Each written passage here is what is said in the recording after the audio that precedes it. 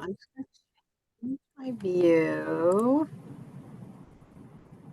All right. Well, welcome everybody. It's the February meeting of the Citizens Advisory Committee for Lake Champlain, 5:06 p.m. Thank you everybody for joining. Do we have any members of the public online? We do have a couple.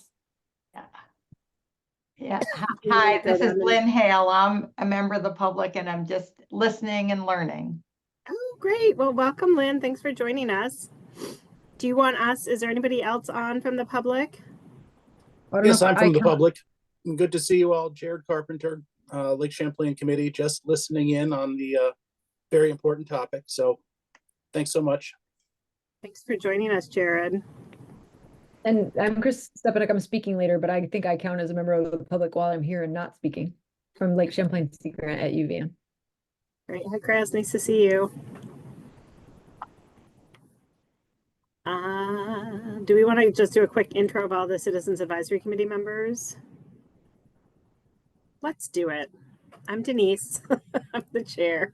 I won't wait for people to answer. I live in the North Lake and I work on issues affecting population health at Northwestern Medical Center.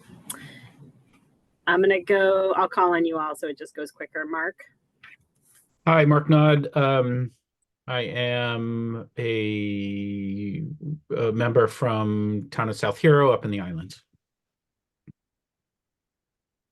Carol, Representative Ode. Carol Odie. I represent the far new north end of Burlington.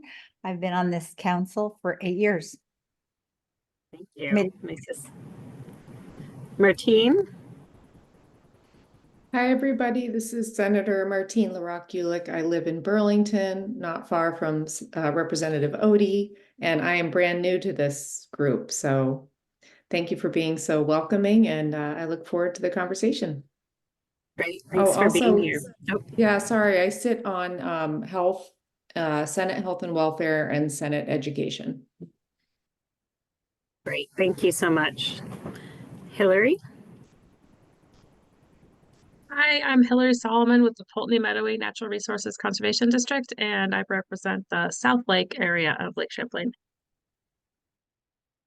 Karina. Hi, I'm Karina Daly. I'm a restoration ecologist with Vermont Natural Resources Council, and I live in Jericho. And I'm also on the Jericho Conservation Commission. Thanks. Yeah, thank you. Wayne. Yes, Wayne Elliott. I'm a resident of South Burlington, and I'm a water resource consulting engineer. Thank you. Bob Fisher. Yeah, hopefully you can hear me. I'm Bob Fisher. I am the water quality superintendent for South Burlington. I live in Barry Town, where they can use better cell service, if anyone's listening. And I'm also the New England Water Environment Association past president and other things. Thank you. Thank you. I think the last member is Lori Fisher. Hi, everyone. I'm Lori Fisher. I'm Executive Director of the Lake Champlain Committee and a CAC representative from Williston. Thank you. Did we get Eric? Oh, that's Eric. I thought it was Eric from the Basin program. Sorry. Hi, Eric. It just says Eric. Yeah, I'm sorry. Yeah. I'm hiding down in Starksboro, and I'm still a dairy farmer. You're still a dairy farmer. You're still on the CAC. Yeah. Starksboro is a good place to be, I think, if the apocalypse comes. So I'll come down there and hang with you. We also have some staff, Katie, Sarah, Matt. You all want to introduce yourselves? That would be great. Sure. Hi, everyone. Katie Dar. I coordinate the Citizens Advisory Committees and the Champlain Adirondack Biosphere Network. Hi there, Sarah Coleman. I'm the Vermont coordinator, Lake Champlain Basin Program and Vermont DEC. Hi all, Matt Vaughan here. I'm Chief Scientist at the Lake Champlain Basin Program. Good to see you. Great. Thank you all so much. Did I miss anybody on the call that I can't see for whatever reason? Katie, did I get everybody? Does it look like to you? I think so. Okay, our first action item is to review and vote on our draft January 8th meeting minutes summary. I don't know if you could just pull those up. And I guess I'll be looking for a motion. I don't know if anybody's had a chance to read them. We can take a minute if people want to review them ahead of time. Since we're on schedule and I'm sitting in one place and I do not have any people or dogs around me. I'm not driving a car. I'll make a motion to approve the minutes. We're on another meeting. Great. Thank you very much. Second, who is the second from? Wayne. Thanks, Wayne. All those in favor say aye or raise your hand. Aye. Aye. Any opposed?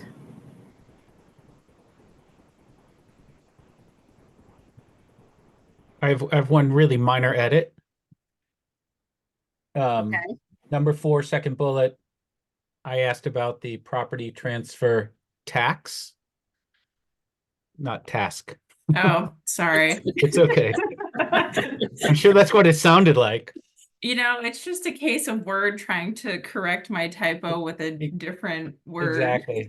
That is a word, but not the word we're looking for. It sounded really good. Thank you for your thorough read of the minutes, though. Anyone else? No further discussion, so the minutes pass. And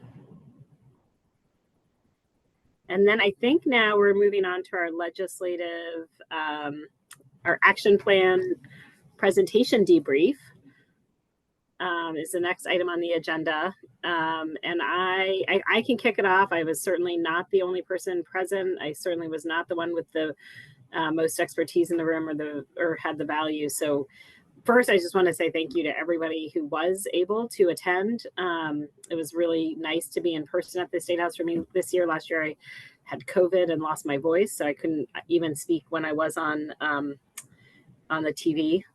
But it was really nice, I think, to be in person. I felt a pretty good sense of engagement from the committees that we met with, as well as the administration. We did meet up with a group that was really focusing on PFAS and had some, was doing more some, I don't want to call it guerrilla, but like more grassroots kind of stuff. But it was nice to, have that group there and sort of talking about an issue that's really near and dear to our hearts and our action plan. In my mind, I thought everybody did a really great job, explaining what the action plan was about when they talked about their points. I think we might have gone a little bit long in a couple of committees and probably could have shortened some of our narrative up.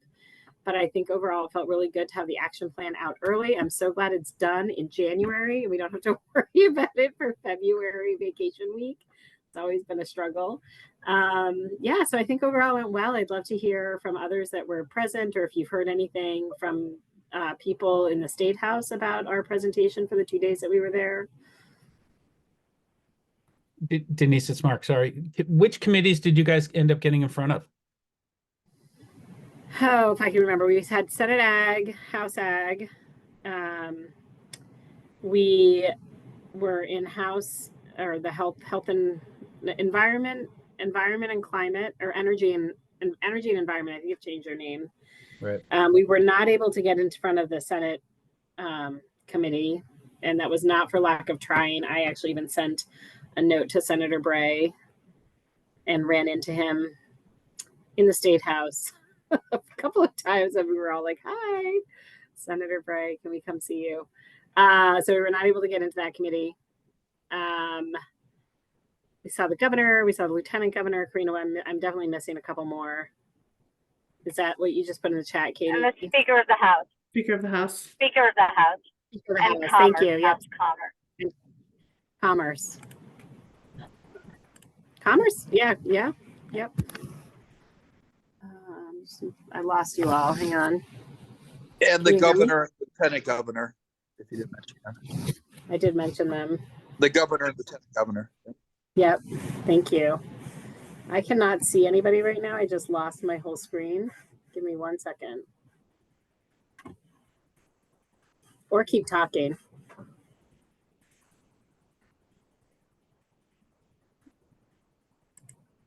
This is Lori. I think we need to, there's some items that I think we had, really good meetings with many of the legislative committees, and they were very engaged. But there are things that we do need to follow up on that they specifically asked us for, and then maybe so that we can do that as soon as possible. Maybe a small group of us who were involved in those presentations could coordinate on that. For instance, we were asked the cost of the boat wash stations, which we didn't have a number for. And then there were some other items that came up subsequent to that, like the House Natural Resources and Energy Committee is interested in, I know, with some of the testimony, to have it in writing and or getting bullet points about some budget measures. Yeah, and I remember Energy, I think it was, wanted to know how many farmers had taken advantage of the pay for performance programs from the state. Hillary, so that might be something we could follow up with Ag about as well. And Katie, I just opened the document you put in the so Katie just put a document in the chat. There's a link with notes. Yeah, and I think I captured the follow-up items in there from the different groups.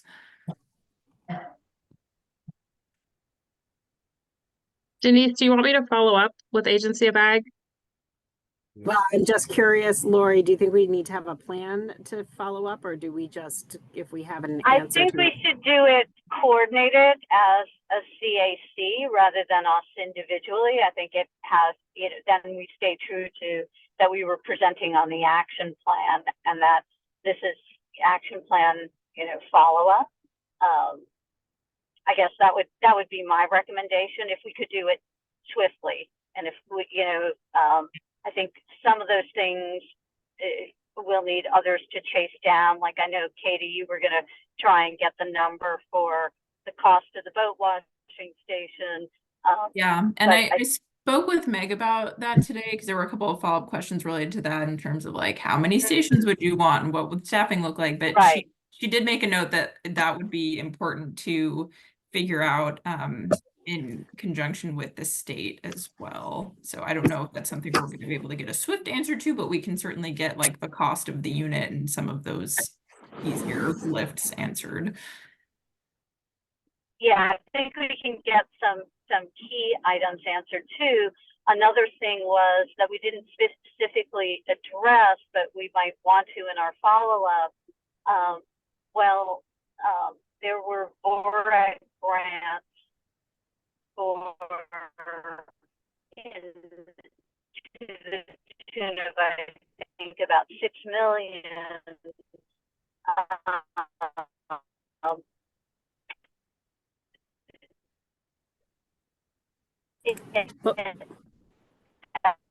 I can't hear it at all, Lori.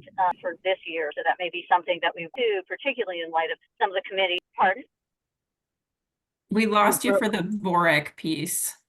Okay, I'm just about to get to a place where I have better connectivity, so I can follow up there, because I think I'm driving through an area that's a dead zone off and on. All right, Wayne has his hand up. Oh, and sorry about that.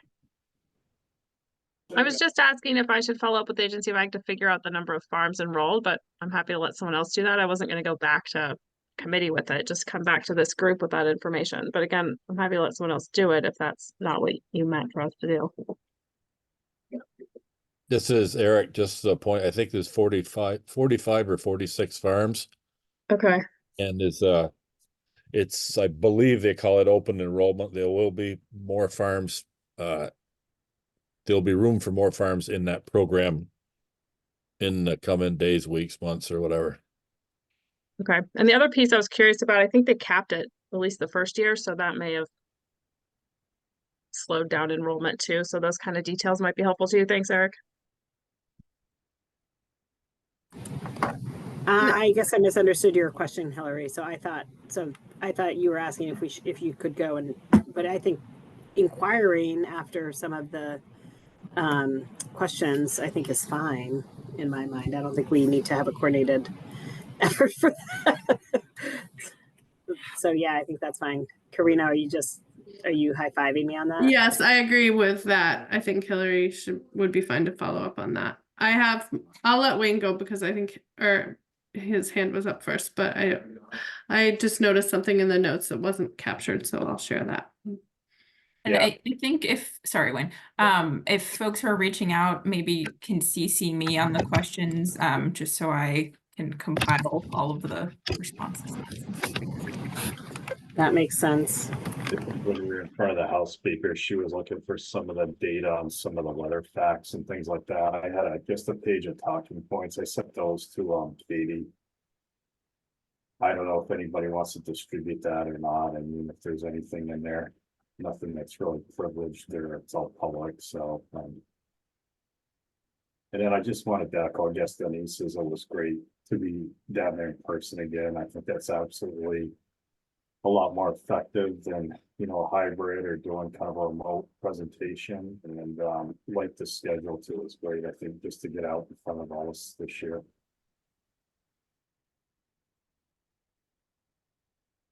Yeah, and just to add to that, so Representative Sheldon did ask for my copy of my testimony, which I submitted.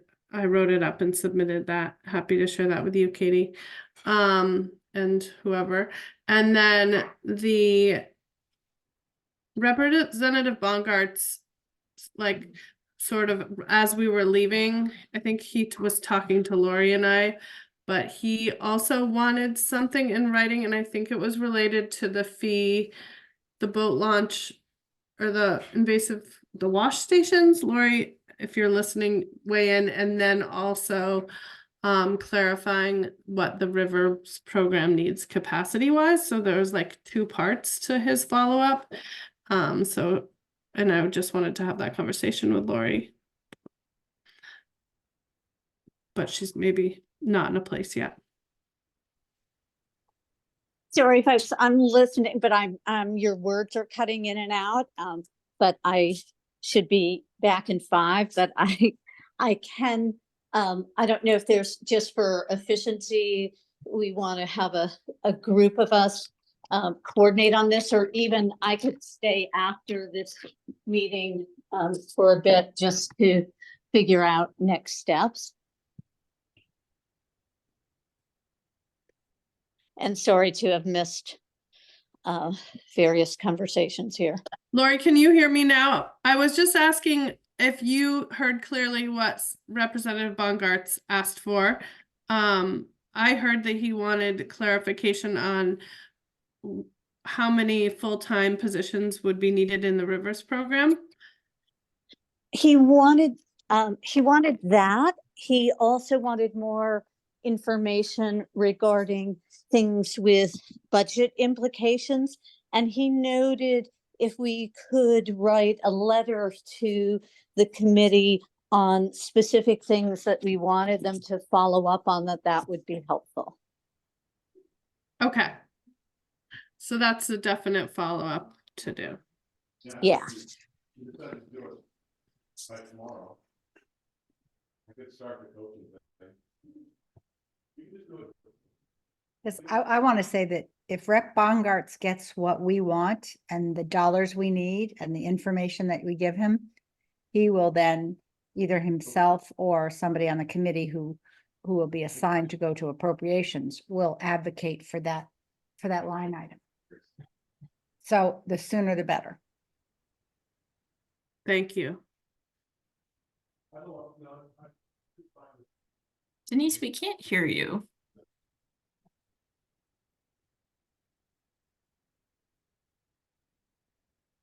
We've lost volume.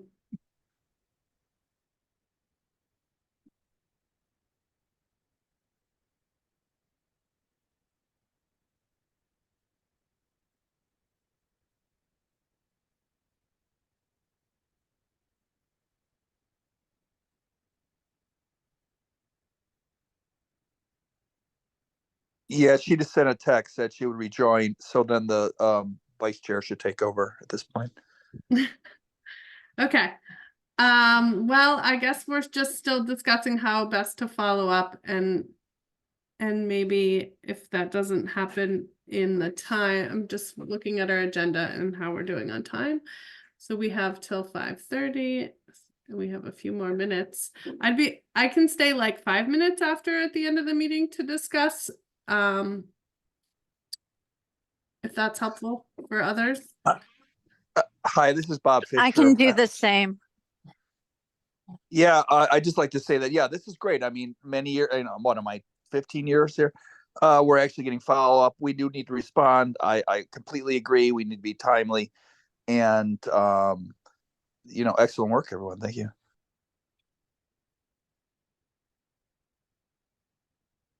Yeah, really excellent work. Katie, thank you for organizing all of this. Thank you all for your work to get it together and present it. It was sort of nice for me those 2 days. That was the easy part of my job, just handing out the action plans. And I do have a whole big stack of printed copies of the action plan. If anybody wants physical copies, let me know. Oh, we could definitely take some at VNRC. I'm not sure how to get them from you, but let's Happy to make deliveries. I'll take them at LCC as well. Great. We've got 2 minutes left to talk about our legislative debrief. I was just kind of waiting to see if Denise could join back in. Does anyone have anything else to share?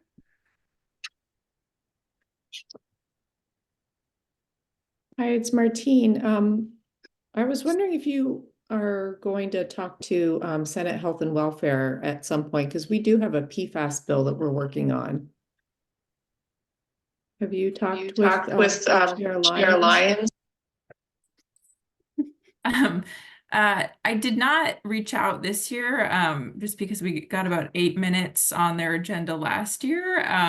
So I figured maybe we'd just start strategically with some of the other committees that we've reached out to in the past. But if you think it would make sense to reach out, I don't want to speak for the committee that would actually have to present this, but I could help with scheduling that. I could keep you posted, Katie, as to where we're headed and how things are going, for sure. Thanks. And hi, I hate to bother again without a video. Bob Fisher, longtime member, representing municipalities. Traditionally we always did it in 1 day, possibly 2 days at most. I am highly in favor of expanding the calendar of at the representatives and Senate's thing, and I have no trouble scheduling additional testimony if possible. Thank you.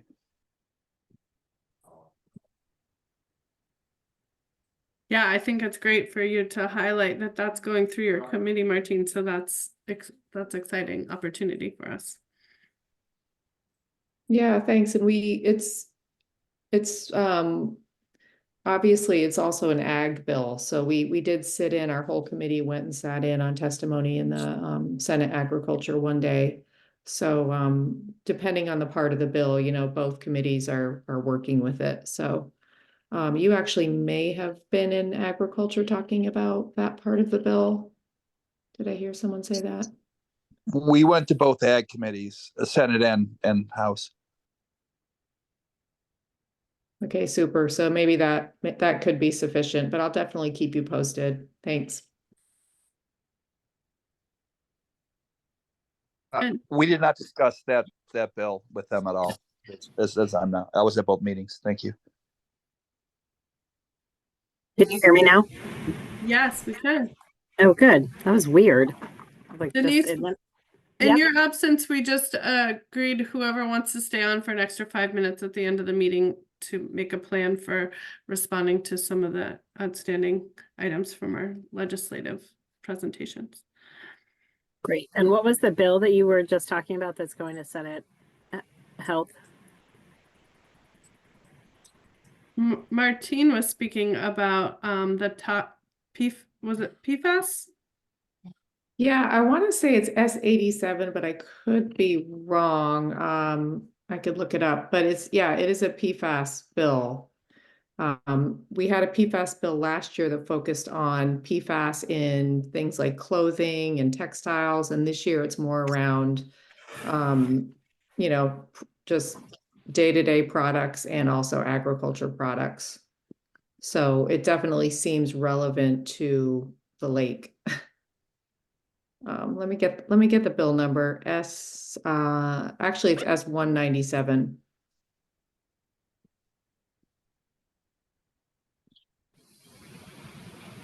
So if y'all have a minute to take a look at it, that might be a good idea. I think that makes sense. Yeah. And is there, if Senator Lyons wants us to come or have the CAC come, I don't know that we could speak specifically to the bill unless somebody wanted to, but just as an overall of our action plan. And unless, I don't know, how does that, I don't think we've ever been asked to speak on behalf of a bill as a committee. So I'm curious what other people think. Lori.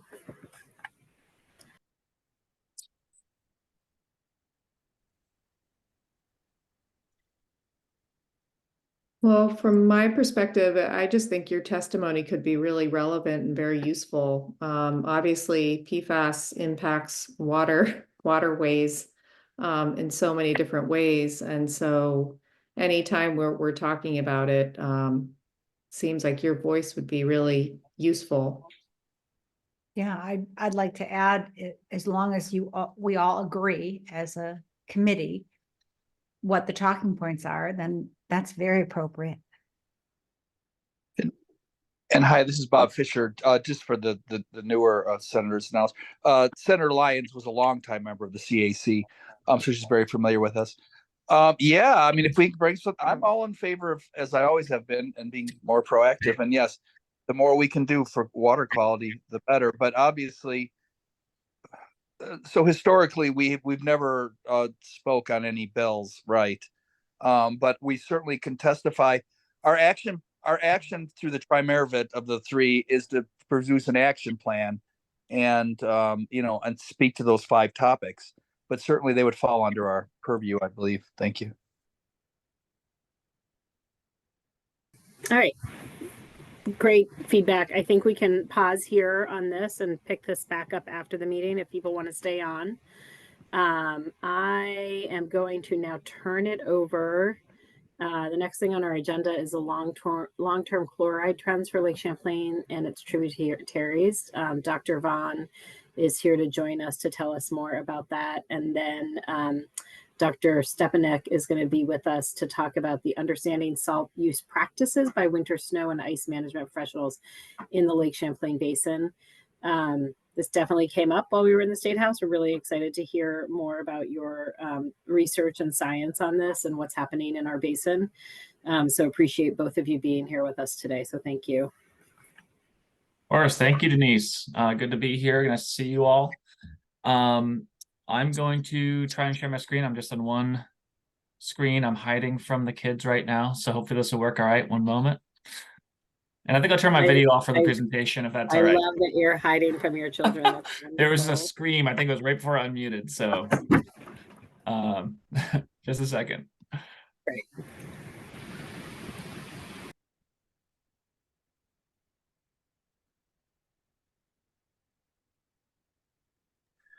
And this is just for anyone that's listening. This was one of our 5 topics, and this is the one I did talk on and write. Chloride is a huge potential TMDL. Thank you. Thanks, Bob. Hopefully you can see that all right. I'm going to make it a full. Does that look good? Yep. All right, great. That looks great. Maybe I can do my video then. All right. Hi, I'm back. Yeah, so thanks for the invitation to speak on this. And I'm glad Kris is speaking after me. Kris just did an awesome job bringing partners together last month, I think it was around January 11th, mid-January, bringing a conference, really short notice, getting partners together to talk about road salt and chloride impacts. And really it started with anyone doing research on this, because there's a lot going on in road salt right now, a lot of attention on this topic. And it was just a really awesome day to hear what everyone's doing. So I gave this presentation, and happy to give it here as well today. I'm just going to be going over, well, before I do that, before I say what I'm going to say, I just want to make sure everyone's on the same page with de-icing salt impacts and why this matters. So of course, you all know we apply de-icing salts to our road and, parking lot and sidewalk surfaces to lower the freezing point of water. Typically, this is done with sodium chloride, the same compound as table salt. And when that dissolves in water, it breaks into sodium and chloride ions. And so this is an issue. Salinization, or the saltiness of water, is a issue globally. It's been documented across the world and also here in the Lake Champlain Basin. The negative effects of salinization, both low and high level salinization, really affect all parts of an ecosystem and of a food chain, from primary producers to zooplankton, amphibians, fish communities. It really can affect a whole ecosystem. And so I think I have, can go to the next slide here. So you're all aware of our Lake Champlain long-term monitoring program. This is our flagship monitoring program that is meant to tell us how Lake Champlain and tributary water quality is today, and how it's changed over time since the early 1990s when we began looking. And I often use this data to talk about nutrients and phosphorus and things related to some of our key challenges like cyanobacteria blooms. Luckily, we've also been monitoring for chloride during the same time frame for the past 30 years or so. And we have a draft manuscript that's just about done. We're trying to finish it up in the next few weeks or months. And this is a paper that's focusing specifically on chloride and salinization in Lake Champlain and the watershed, looking up. This has been reported a bit in the past, like I said, but never kind of focused to this degree that we're doing this with this article. So for this talk, I am going to show you a lot of graphs. I think I warned you last time. I don't have you in the room with me to see the looks on your faces, but hopefully that'll be okay for this evening meeting. And really just want to give you an overview of what we're seeing for long-term chloride trends in the lake and in the tributaries. I will start just with some background on the data that we have available. So we have chloride concentration data starting in 1991, and that span that whole time frame, we have 18 tributaries, major tributaries to Lake Champlain, over 8,000 samples from these tributaries. We also have our usual 15 sites in Lake Champlain and over 7,000 samples that were either in the epilimnion, that upper level of the lake if it's stratified, or if that water column was unstratified, we're using those as well for this analysis. And that's because we also did an analysis to look at how chloride differs between the top layer and the bottom layer, the epilimnion and the hypolimnion. And really, this is a pollutant or a constituent of the lake that's really generally well mixed across the lake, north, south, east, and west, and throughout the water column as well. And there's chemistry related reasons why that is, but just know that we're looking at basically the top layer of the lake, or an unstratified sample if it wasn't stratified over those 30 years. And this is really nearly identical methods to what I think you've all seen me present on for phosphorus with tributary loading. That the presentation I gave on the July 2023 flooding. Very similar methods here. We're combining the grab samples for tributaries with stream flow. And then I'm developing a model to predict the concentrations of chloride for every day since 1991. And then you can add those up and do a lot of math on it to estimate the annual load in massive chloride per year, and then look at trends over time and see how significant those trends are, if they're statistically real or if it was maybe due to chance or sampling error. And this is another two maps of the lakes. One is of the lake sites. Sorry, my Zoom window's in the way. One's of the lake sites here on the right, and then on the left are our tributary locations, sampling locations. All right, jumping in with a lot of graphs here. And like I told you last time I spoke to you, feel free to just blur your eyes and relax and lean back here. But these are 18 major tributaries that we looked at for going back to 1991 or so.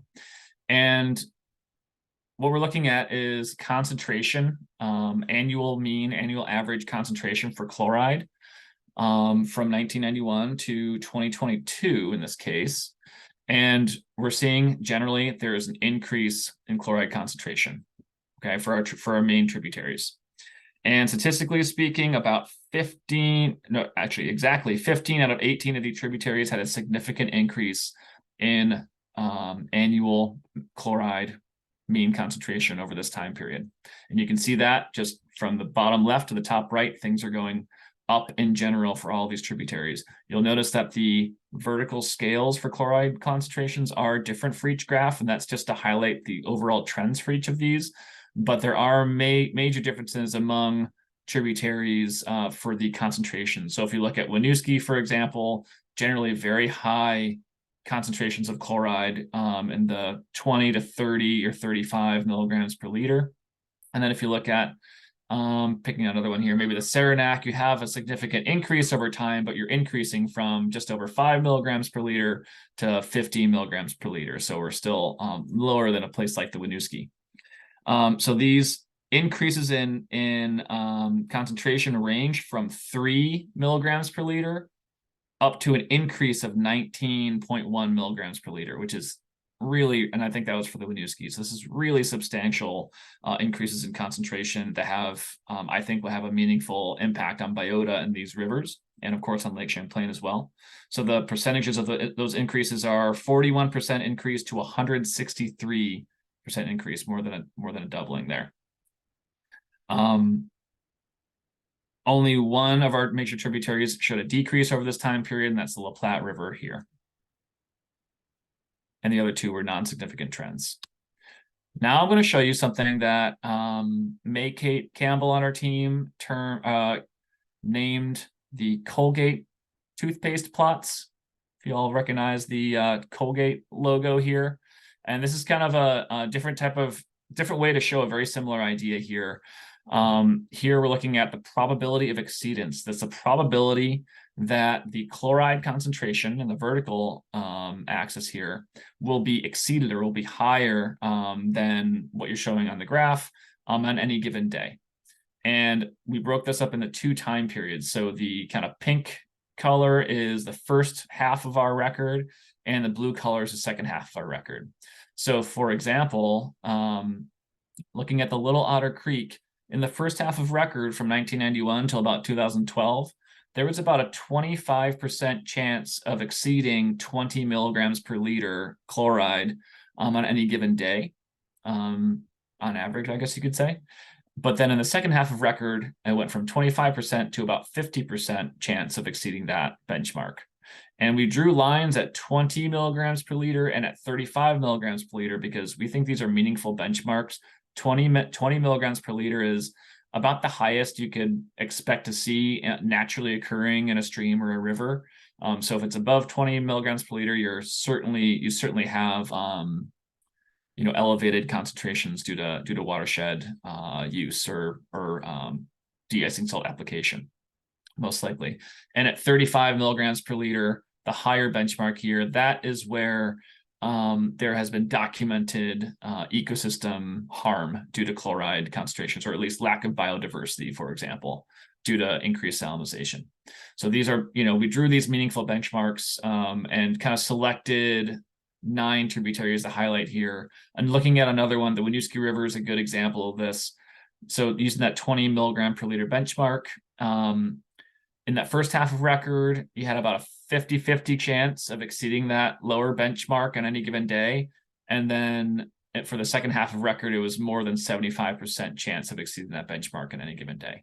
So showing, same data as the previous slide, but just in a different way, and a different way to think about this. If you're a critter living in this one of these rivers or in a stream, this is what's going to be impactful to you, the day-to-day chloride concentration that can make it more difficult to go about your business and live your little life in the stream. Now, similar plots, but now we're looking at the load of chloride. So this is a mass of chloride going downstream every year in thousands of metric tons per year. So there's just a lot more chloride than something like phosphorus, which is typically measured in micrograms per liter. We're talking about milligrams per liter. When you add it all up, you're looking at thousands of metric tons per year in our rivers and the lake. So very similar story to the concentration, but now we're talking about the mass going into the lake. 15 out of 18 tributaries had a significant increase over this time period. 2 out of the 3 that weren't significant were very close to being significant increases. So really almost across the board, besides the La Platte River, we're seeing increases in generally increases in chloride load. The magnitude of this increase is staggering. So it ranged over this time period from 71 metric tons per year to 26,800 metric tons per year increase, which is absolutely amazing. And the percentage increases ranges from 2% to 127% load increase. And the kind of soundbite I've used in the past, and I use this when we released our 2021 State of the Lake report, is if you look at the Winooski River in the early 1990s, the Winooski was delivering about 20,000 metric tons of chloride per year, 20,000 metric tons. That's about 44 million pounds of chloride. And that's chloride, not salt. Salt would be much more than that because that's both sodium and chloride. So 44 million pounds of chloride each year, early 1990s, and now it delivers more than twice that every year. Really an incredible increase that's been documented through our monitoring program. Okay, and here's a new analysis, and we're trying to get at the question of how does chloride loading relate to impervious land cover? Because of course, those road surfaces, parking lot surfaces, this is what municipalities and state crews and private contractors are trying to treat and trying to increase friction for people's safety. So how does this relate to chloride loading and vice versa? So here are 3 maps. The first one is chloride yield. So this is the same thing I showed just a second ago, metric tons per year, but now we're dividing by the watershed area. So that way you can compare a small watershed to a large watershed kind of fairly on the same map. And you can see from low to high, these purples to yellows. You can see that the Winooski Basin, again, has a very high, not just total load, but also per watershed area, the highest in the basin.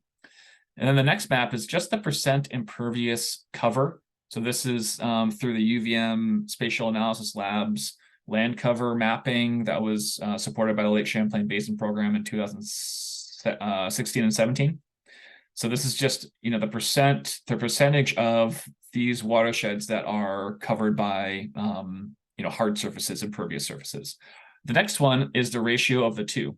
So dividing the yield or the amount of chloride coming downstream per watershed area by the impervious cover amount, and you see how these two relate to each other. So for example, even though the Winooski River had the highest amount of chloride coming downstream per impervious area, if you look at how much impervious surfaces there are, in general, our New York subwatersheds have a higher ratio, comparatively. So we thought this is a really interesting analysis. We're planning to include it in our paper, and it really gets at not just what we're observing, but also how our watersheds are managed and how people are using de-icing salts today. All right, here's another one I think you've seen me present before for phosphorus.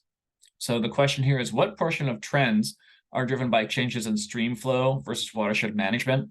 So again, when you're looking at concentration or load, this can really be influenced by the amount of water going downstream. Do we have a big snowpack year? Is there a huge spring snowmelt that's going to deliver a lot of this salt or nutrients, whatever it may be? more so than a dry year.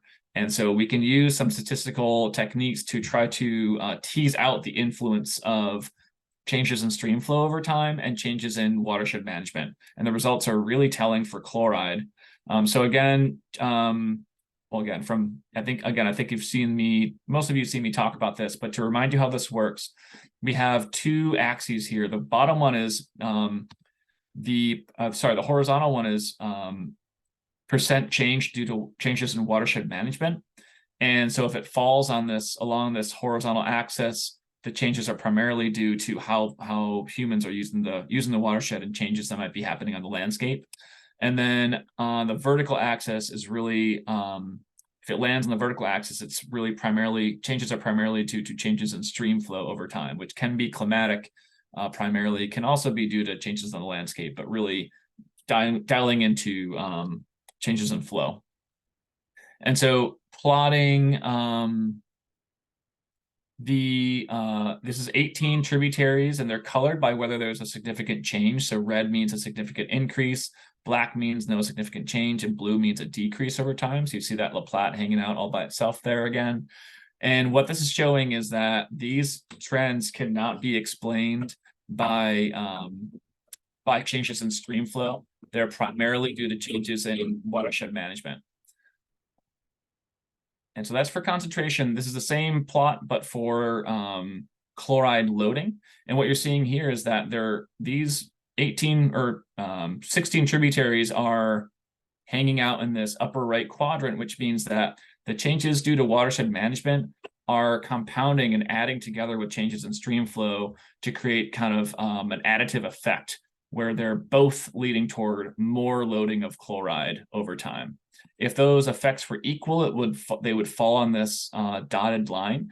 And since they're below it, it shows us that the changes are still primarily due to changes in watershed management, but there also is a stream flow component as well. All right, now I'm going to kind of talk about the lake itself. So that was all kind of focused on the tributaries. Now we're looking downstream into the lake. This was the figure that was included in the 2021 State of the Lake report. And we had the opportunity for the first time to really tell the story about chloride in Lake Champlain. Excuse me 1 second. My light's turned off on me. Okay. So what we're seeing here is two main parts of this story that we like to tell. I guess I should say this is chloride concentration on the vertical axis.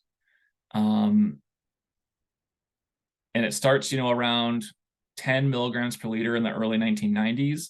And we have a bit of an increase in the first decade of monitoring. We have highlighted years when these things reversed, and it decreased kind of in the second decade of record. In the past 10 or more years, we've seen a sharp increase in chloride concentrations.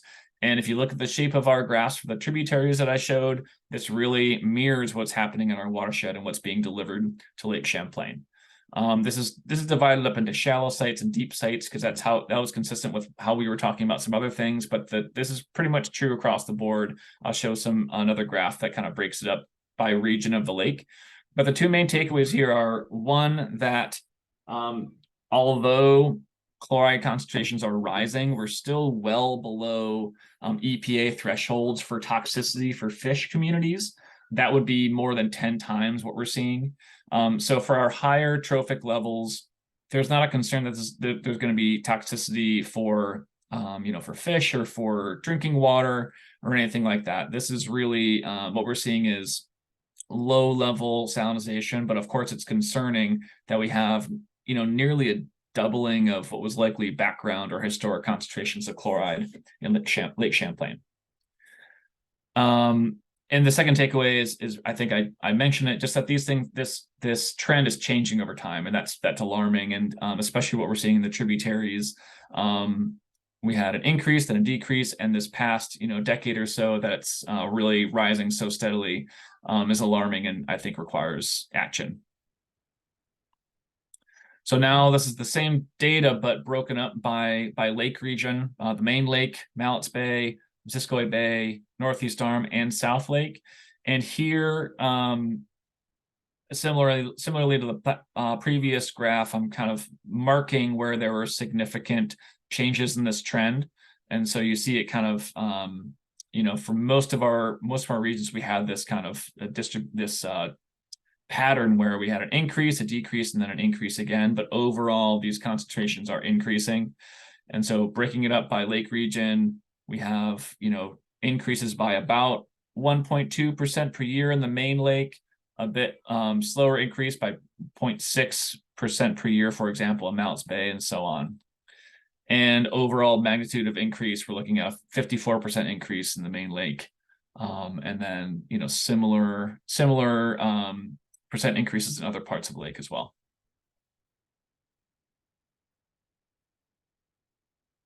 And now bringing it all together, this is a graph that shows the tributary, tributary concentrations and lake concentrations in the same plot, just so you can see how they kind of mirror each other, which is, you know, not surprising, but it shows the connection between our watershed and our lake. So the central main lake, we have all these kind of orange colors are the tributaries going into the central main lake, and the blue line is the lake segment itself. You can see how it mirrors there. Cumberland Bay, similar. There's only one major tributary to Cumberland Bay, the Saranac River, and it closely mirrors what's going on in the lake. Mallett's Bay, similarly, one major tributary, the Lamoille River, and it mirrors very closely. And I'll remind you all, I think you all know this, but we have water quality monitoring buoys in a handful of locations now, in Mallett's Bay, Missisquoi Bay, St. Albans Bay, near Valcour Island, the Lamoille River, and we have another one going in, hopefully this field season, in the Northeast Arm as well. These monitor a whole bunch of things, including specific conductivity, which is very closely related to chloride concentration and de-icing salt impact. So we're monitoring this now, not just as part of our flagship long-term monitoring program, but also at a high frequency. So every 15 minutes, which is really meaningful for a river, especially because these concentrations can change very quickly during a storm or during base flow, and throughout a 24-hour period, even when nothing exciting is happening. And that data, again, is at data.lcbp.org. We have interactive graphs for you.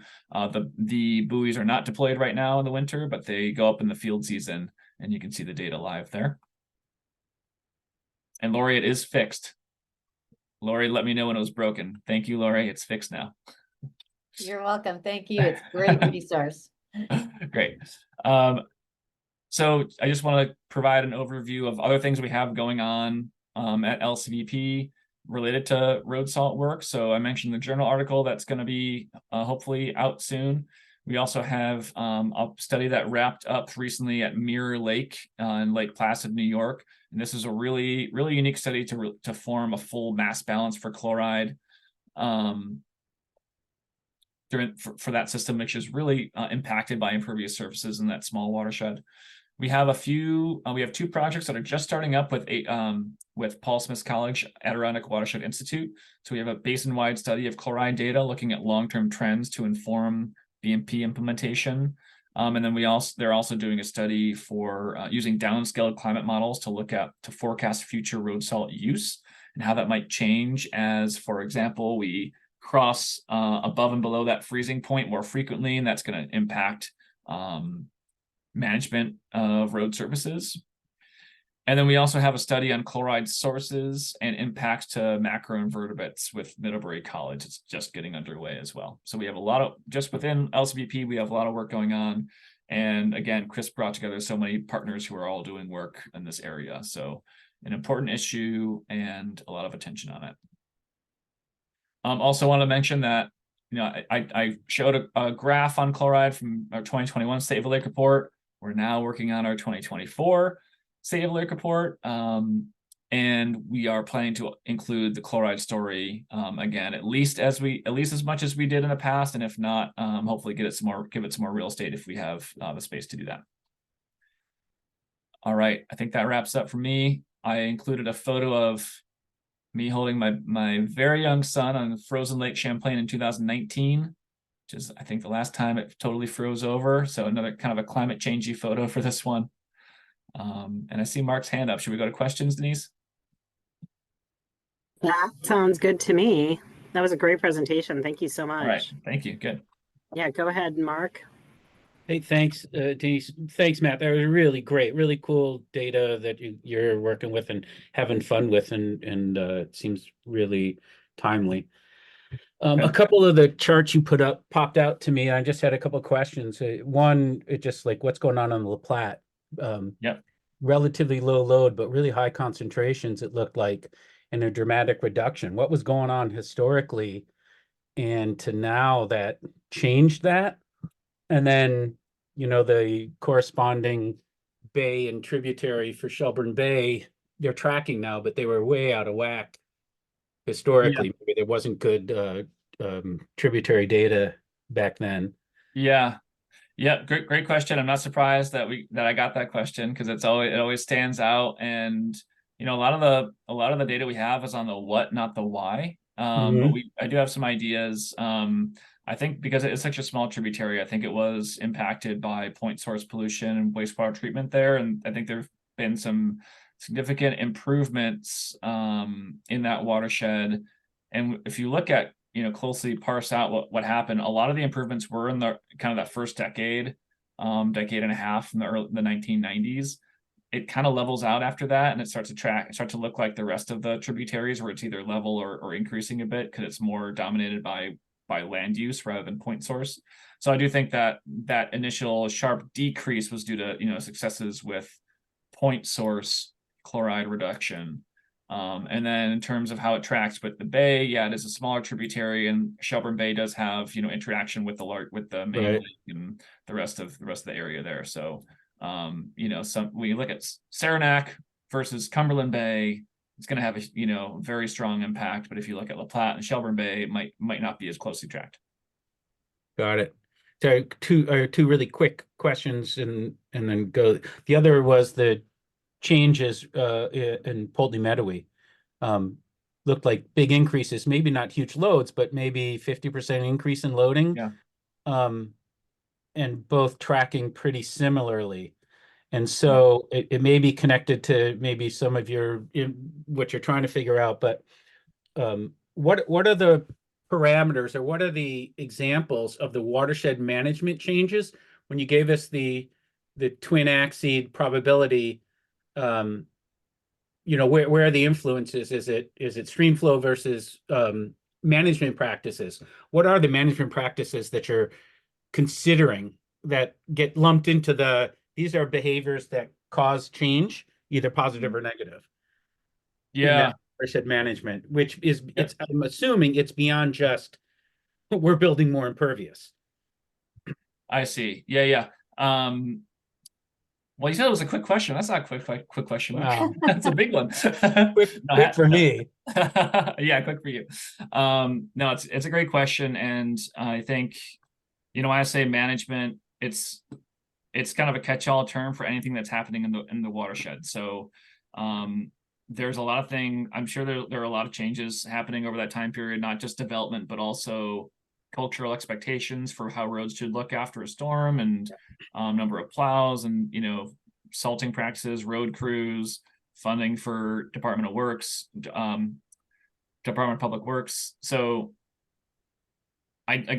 we're late on data on what actually happened during this time.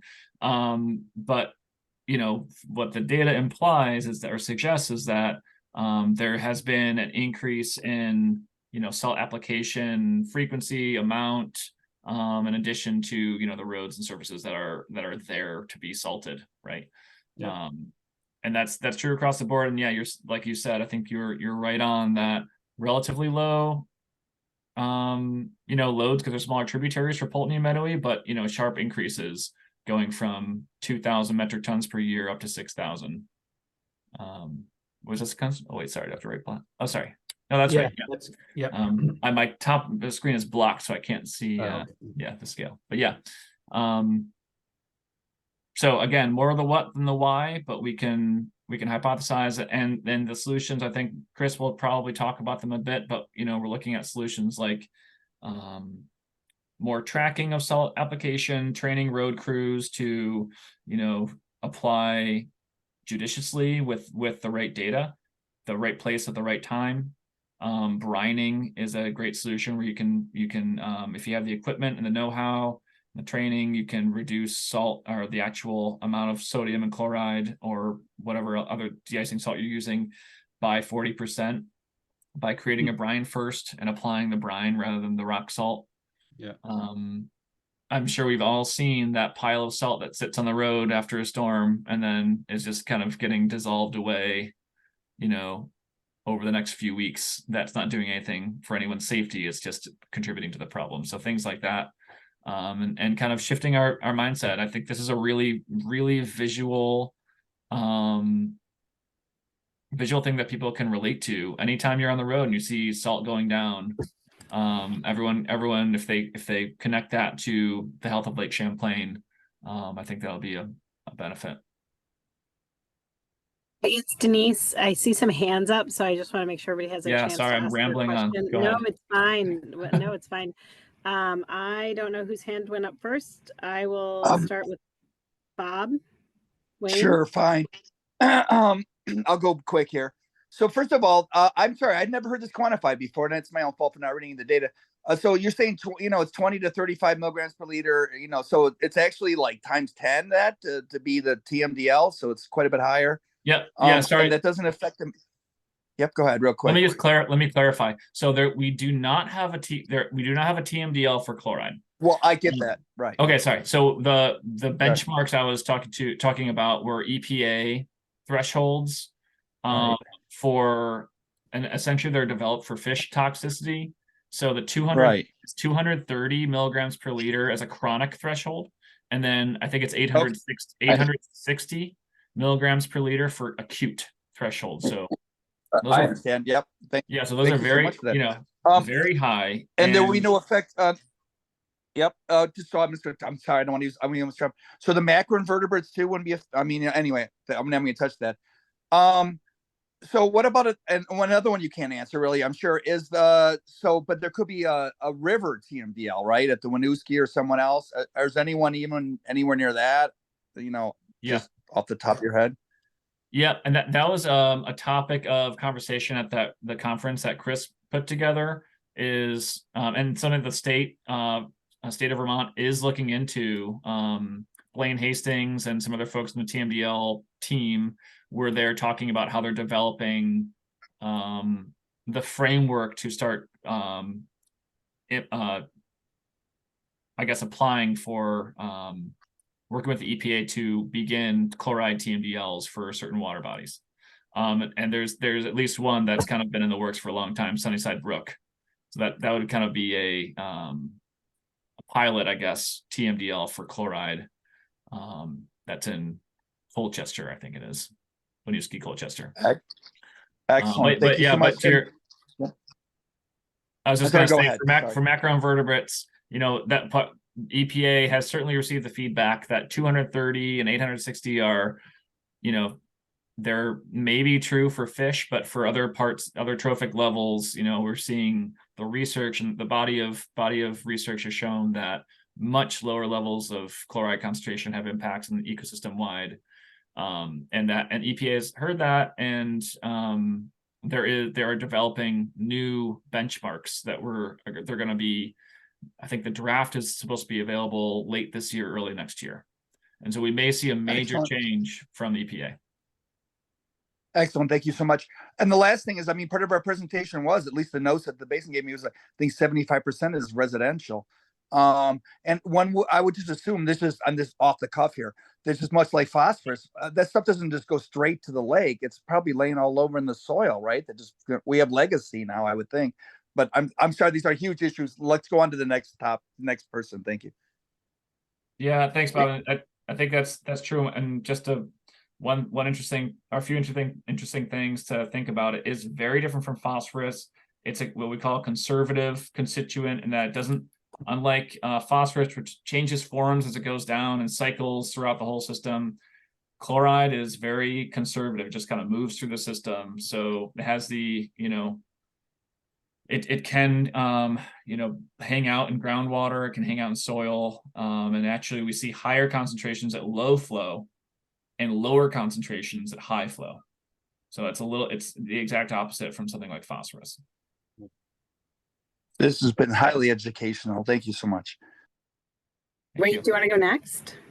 Yeah, I'll be quick. Yeah, Matt, thank you. This is great data. Similar observation as Mark had with the La Platte. I found that interesting. And my suspicion is kind of my understanding of the La Platte. It probably has to do with the, reduced impervious area and probably the low flows for that area. Secondly, in quite a few of the graphs, there's an area that kind of flattens out for a period of time where do you guys have any suspicion about what change in practices or at least kind of slowed the increases for a period of looks like maybe 7 or 8 or 10 years? Yeah. Tributaries. Yeah. So what I suspect is that it tracked essentially salt use over this time period. And so Eric Smeltzer had, he reported this a bit in his paper he did, and it came out in 2012. He was able to track down some salt application data from the state of Vermont, and he roughly I think saw a bit of an increase in that first part of the record and then a decrease in the second half of their record. But that was 10 years ago, and now what we're seeing is the next 10 years that they didn't see, after they published, is we saw an increase in concentration and loading in our rivers and in the lake. So the next step, as I said in one of the later slides, is to kind of try to get all that data watershed wide and try to hone in on what's going on so we can pinpoint where we can make improvements. Just lastly, it's not easy data to get, sure. Usage, and it is a non-point source from many different sources. And I guess, the last comment, with the weather effects and changes, especially we've seen over the last couple of years, I'm sure this has probably got a higher focus than did previously with the climate change. We're back and forth between the different temperatures. And as a scientist, I wish you could make it snow, please. That was my last ask. Yeah, me too. Yeah. I've heard that we can expect more soon, so I'm also wishing. Yeah, thanks. Lori, and then I'll go to Hillary and then Representative Odie. Thank you.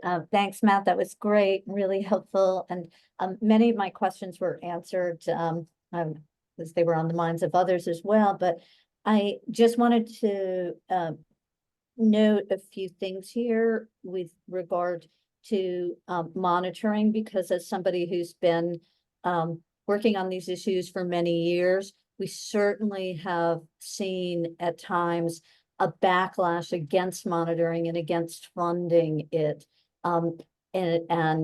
Monitoring has been sometimes presented as an inactive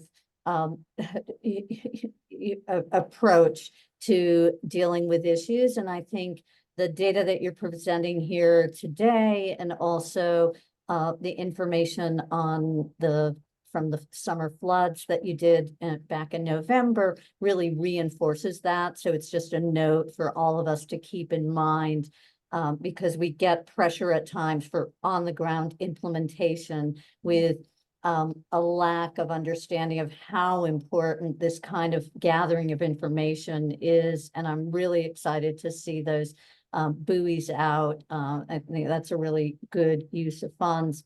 I also wanted to note that there is legislation that some of the advocacy groups, Lake Champlain Committee included, are working on to try and advance regarding chloride and getting more training and making that more available for applicators. We're a little concerned about it moving this year, but just a heads up as a priority for the CAC for our action plan for the next biennium.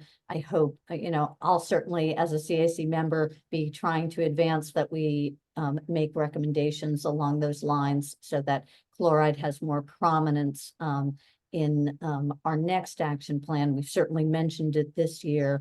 And then finally, once that journal article is available, can you pass it on to Katie to distribute to everyone on the CAC? I'll be very happy to do that. Yes. Yes. Thanks, Lori. Thank you. Matt, and maybe I just had a couple questions, and I'm happy to have a conversation with you guys outside of this meeting if you like. I definitely see a lot, V-Trans coming through with a pretty high salt load at times when it's kind of marginal, like if the weather's warming up, it feels like the roads are only going to be icy for 30 more minutes, and then there's just this huge outlay of salt going down on the roads. And I was just curious about the trainings, like if you are providing or paying for trainings for road crews, and if I know the regional planning commissions have monthly meetings with road 4 people, and if this topic is something that they're staying on top of. I have had local towns ask me where they can get information, so that's where I'd love to circle back around at some point to get some information together for them after this meeting. Sure. So those were kind of my just quick questions, if you could give us a quick overview about that. Yep, I can say the Lake Champlain Basin program has funded a lot of work in this area, but really we're supporting the Lake Champlain Sea Grant program, and Kris has really led the way on this. And if you're giving the talk, I think you are, Kris, you're going to talk a lot about this and the what I've seen. So yeah, I think I'll leave it to Kris to talk about that. But yeah, there's a lot going on. I think a lot of it is, somewhat voluntary. And yeah, I think we've all seen what you're describing, and it's a matter of, conversations around level of service for roads, safety, what people expect, litigation, liability, all sorts of stuff like that. So I'll stop rambling, and I'll let, when Kris has her talk, you'll hear more about that.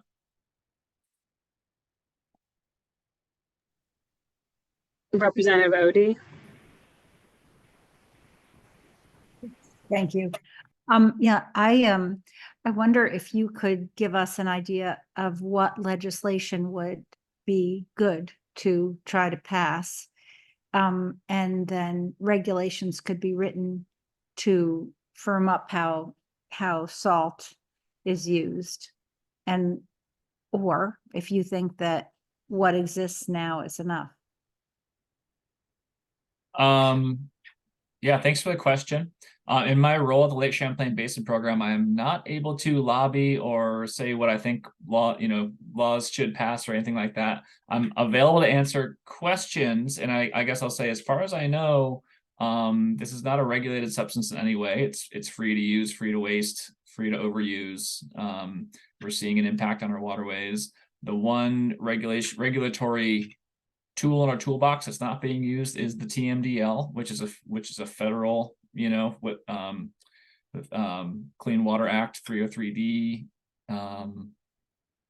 mechanism. And that, as I said, it's being piloted and it's being explored in the state of Vermont. I should probably stop there. Well, yeah, okay, thank you. And then next year action plan, that's too late, because we need to work. Once this session is over, we need to work right with the chairs of the natural resources and the environmental committees in both House and Senate to get this moving. We can't wait for next winter. Yeah, I appreciate that. Thank you.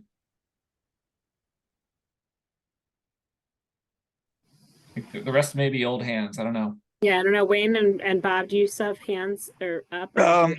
No, actually, I put mine back up in real quick, just to make sure that everyone knows, which everyone obviously knows, TMDL can only affect point sources. Someone like me in South Burlington, where I put out about 400 pounds for 22,000 people of phosphorus. And in the very end, all they can do is then go what other regions have done. When I get to zero and everything, you then just continue to assess fines on the wastewater facilities, because that's how TMDLs work. Just saying, thank you. Thanks, Bob. Wayne's hand is down. So I think, thanks for that great presentation. I think we're now turning it over to Dr. Stepenuck to continue. Are you there?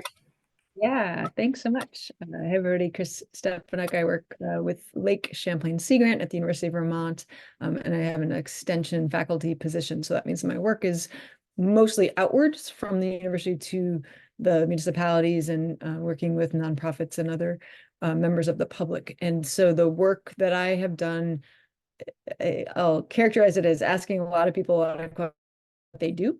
And so I will share my screen to be able to share with you a little bit about what kinds of questions I have been asking. I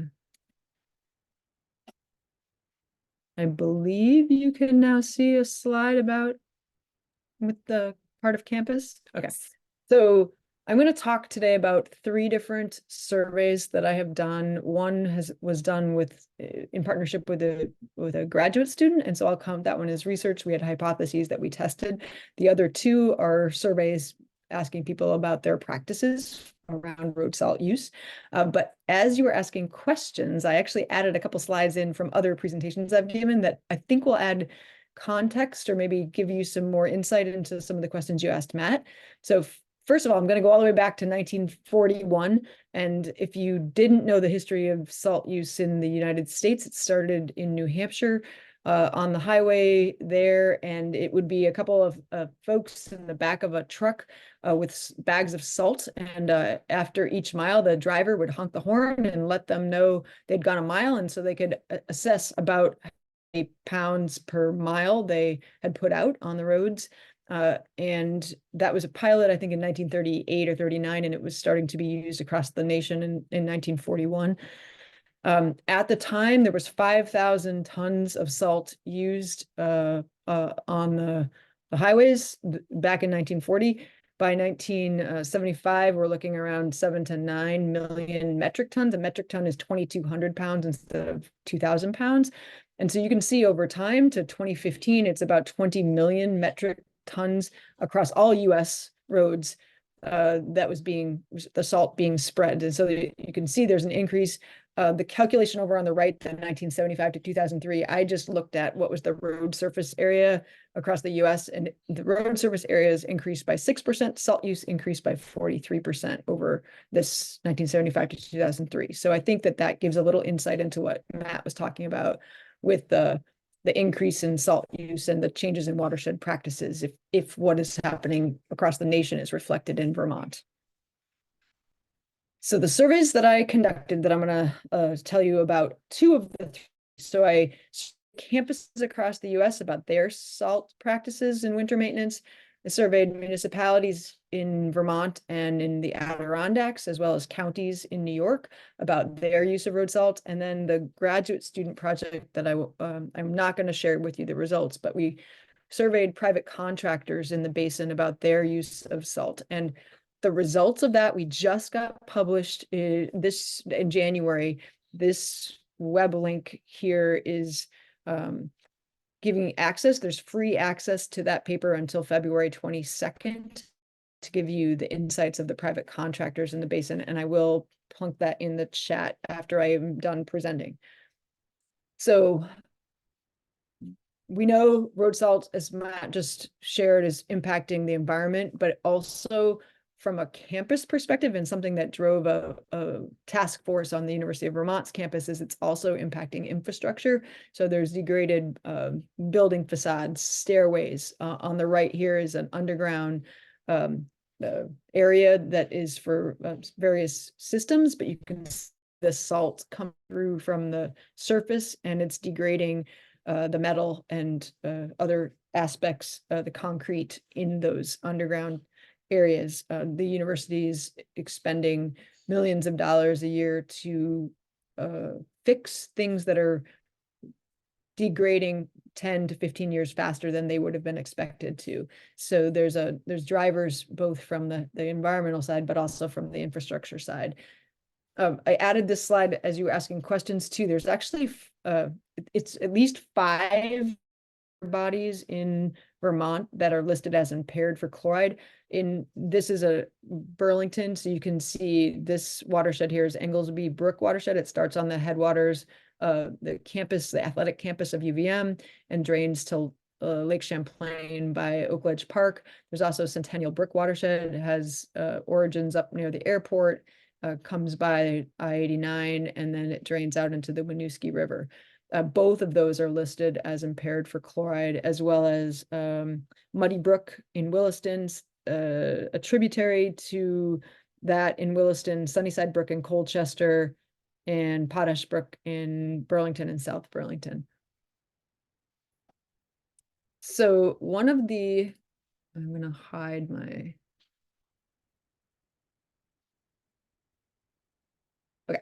So one of the surveys I did was based on the UVM campus wanting to do a better job, reduce their salt use, and they were wondering what other colleges and universities were doing across the country. So I did a survey in the fall of 21, reaching out to land-grant universities across the country, as well as all campuses, whether land-grant universities or not, in the Lake Champlain Basin. I had about a quarter of the folks I reached out to respond to the survey, so take that with your grain of salt. We know that the campuses are maintaining a variety of surfaces. On average, the campuses that replied are managing over 40 acres of sidewalks, over about 100 acres of parking lots, and also about 55 acres of roads. They also indicated maintaining things like stairways and parking lots, or garages, parking garages, railroad crossings, bike lanes, driveways into small buildings or whatever buildings, and then turning lanes they called out. So I asked them about the kinds of products that they're using to maintain these surfaces. Everybody, 100%, are using sodium chloride, NaCl. And then the other kinds of products that are being used, 60% of campuses are using sand. That's just a way of having traction. It also has its own impacts, different than we're talking about with chloride, where that might actually have impacts on phosphorus, since phosphorus sticks to sand as it moves through the waterways. But it can also impact spawning beds, say, for fish in a stream. And then other kinds of products that are used by smaller percents of campuses, under 50%, are magnesium chloride and calcium chloride, as well as pretty small percent, 1 in 5 campuses are using calcium magnesium acetate. I will say that those 3 products, they all have chloride. Well, 2 of the 3 have chloride, magnesium chloride and calcium chloride. So those can also contribute to our chloride impacts. They are used at lower temperatures. So sodium chloride can only be used to a pavement temperature of about 16 degrees Fahrenheit, and the magnesium chloride and calcium chloride can be used at colder pavement temperatures. They have exothermic reaction. They make heat when they're activated by water, and so they can be used in colder temperatures. So that's where some campuses are using those, just to be able to have some kind of de-icing action when it's colder out. Matt also mentioned liquid brine, so it's basically a salt, some kind of salt water mixture. So about 30% of campuses have explored with that, and then also about 30% of campuses are using some kind of proprietary products. So I asked the campuses about where things have been impacted on their campus. Almost 90% of them said that their stairways were having some kind of impact due to the salt that they were using, but other, in decreasing order, we know that their sidewalks are being degraded, the vegetation is having impacts. Their doorways and floors and entryways are being impacted by about half of the campuses. The underground piping systems, as I showed you, the image from the Davis Circle on the UVM campus, is another place that they're seeing it. Building facades, and then fewer are reporting surface water quality, but I think it's the people I was surveying were the physical plant staff, and so they aren't necessarily thinking about what's happening to their surface waters. They're more seeing what's happening to the buildings and knowing about the bills that they have to pay as a result of what's failing early. So I asked them about their practices, and I'm only giving you some of the information so that I don't take up the rest of your evening. So one of the practices It's called anti-icing. And what that means, 3/4 of campus said that they did this, is they're going out ahead of the storm and they're putting down salt or a pre-wet salt or a liquid saltwater mixture, depending on what they're doing, ahead of the storm. The idea there is that they are preventing the bond between the snow and the ice and the pavement. And it's kind of like putting oil in your frying pan before you put the egg in. You don't want the egg to stick, so you put the oil in. Same idea here, is they're going out ahead of the storm, trying to prevent the bond between the ice and the snow so that it's easier for them to clear away the snow after the storm comes in. About 2/3 of campuses say that they are educating their campuses to prepare for winter conditions. I don't have more details than that. Just under half have some kind of a written strategy about how they use salt. I will say that I have scoured campuses and I've had students try to scour campus websites. It's very difficult to find evidence of these strategies, though I do have a handful of them from having reached out to the folks who answered the survey.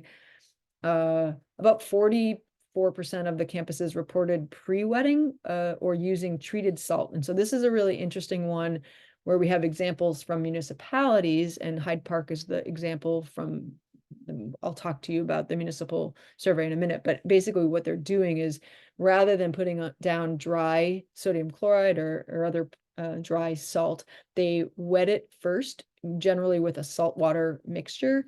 And what that does is it prevents it from bouncing off of the surface. And so it sticks in place where it is intended to do the work to make the surface safe for walking or driving. And so that is a way that you can reduce the use of salt, simply because it's staying where you want it to, and you don't have to go out and reapply it in a second run through. And then just under 30% are using some kind of alternatives, which we just saw on the previous slide, using different kinds of products besides sodium chloride. So this word cloud is showing the kinds of things that the campuses said that are barriers to them to reducing use of salt. And the biggest thing that they said, the biggest word, the bigger the word, the bigger the number of times it was said, is the expectations of campus users. And I can say, you also see on there, it came out funny, but ADA, so Americans with Disabilities Act. I know, for instance, on the UVM campus, I call up to the physical plant and I say, hey, I'm seeing piles of salt everywhere. What's going on? And they say, we have to balance between needs. And I know that they have been asked to do more clearing and more salting to be sure that people with disabilities are able to move across campus with ease, no matter what the weather. So those are kind of competing things that are happening on campuses, but also safety. People are thinking about liability and safety. They also talk about staff not necessarily doing what they're being asked, so staff misuse of salt. So it's easier, and you will see that reflected in a little bit from one of the other surveys I've done, where salt makes it easier. If you put salt down, it kind of buys you time. You get an extra hour of sleep. People don't have to come in at 4 o'clock in the morning. Maybe they can come in at 6 o'clock in the morning to clear things out if you throw some salt down ahead of time to kind of cover for you. I also want to point out that there's at least a couple folks saying that they don't have a problem with salt. They haven't really been thinking about that. When I asked, how do we address these barriers to reducing salt, the number one thing that people responded was, we need to educate our population of users on campus. We need people to wear the right shoes. We need people to understand winter is winter. We need to get people on board with the fact that we don't need to have piles of salt out, but we can have what the recommended spread distance is about 3 inches between salt grains, as well as cleaning up excess salt after storms and reusing that, because if you just leave it there, it's going to run off to wherever it runs off to, the soils, the waters.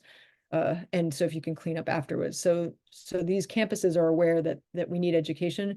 They also talked about having training for their staff, closing walkways, so they are salting smaller areas and asking people to kind of constrict where they're going.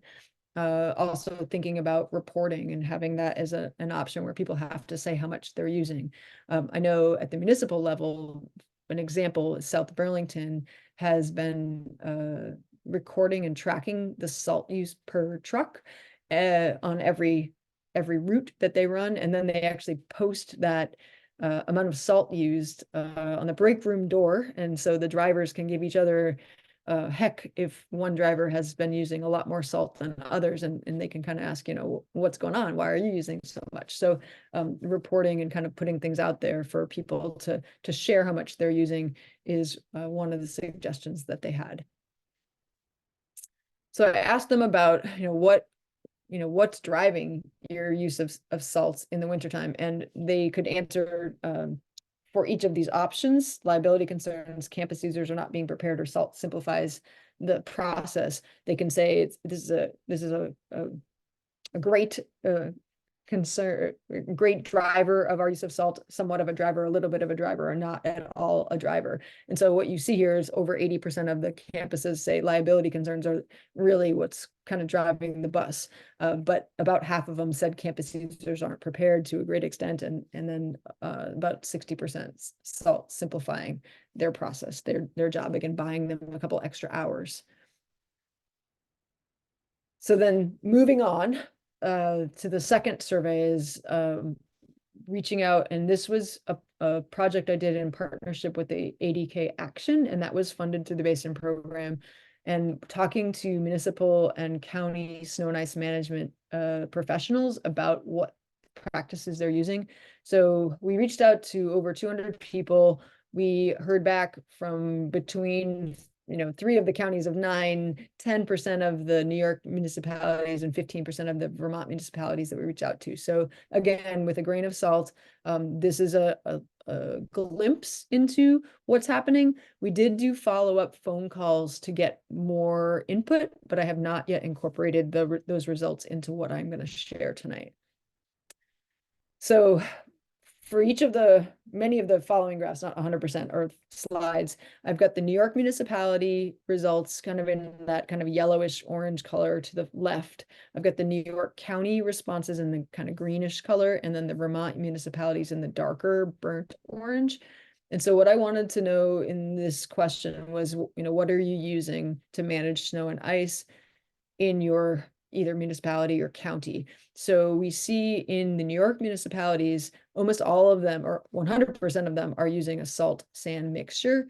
In the New York counties, 2/3 of the 3 are using that mixture, and you see it less often in the Vermont municipalities that they're mixing their salt and their sand.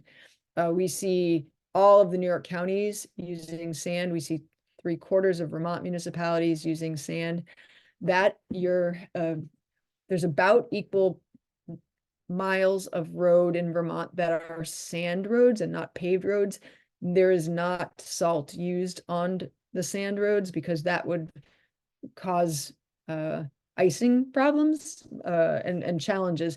So in a situation where you have dirt roads, they are using sand for traction and not salt in Vermont and in other places. So we see in Vermont, 100% of communities are using dry rock salt, sodium chloride. 2/3 of the communities, or the counties in New York are doing that, and only 1/3 of the municipalities in New York, in Adirondacks. And then I mentioned earlier pre-wetting the rock salt right before it goes out onto the roads. So you see very limited use of pre-wetting rock salt, but again, the success story this fall, we had a training to Hillary's question. We had a training in Hyde Park. We had more than a dozen communities come to that to learn from Hyde Park about what they're doing. They are creating a brine, a saltwater mixture.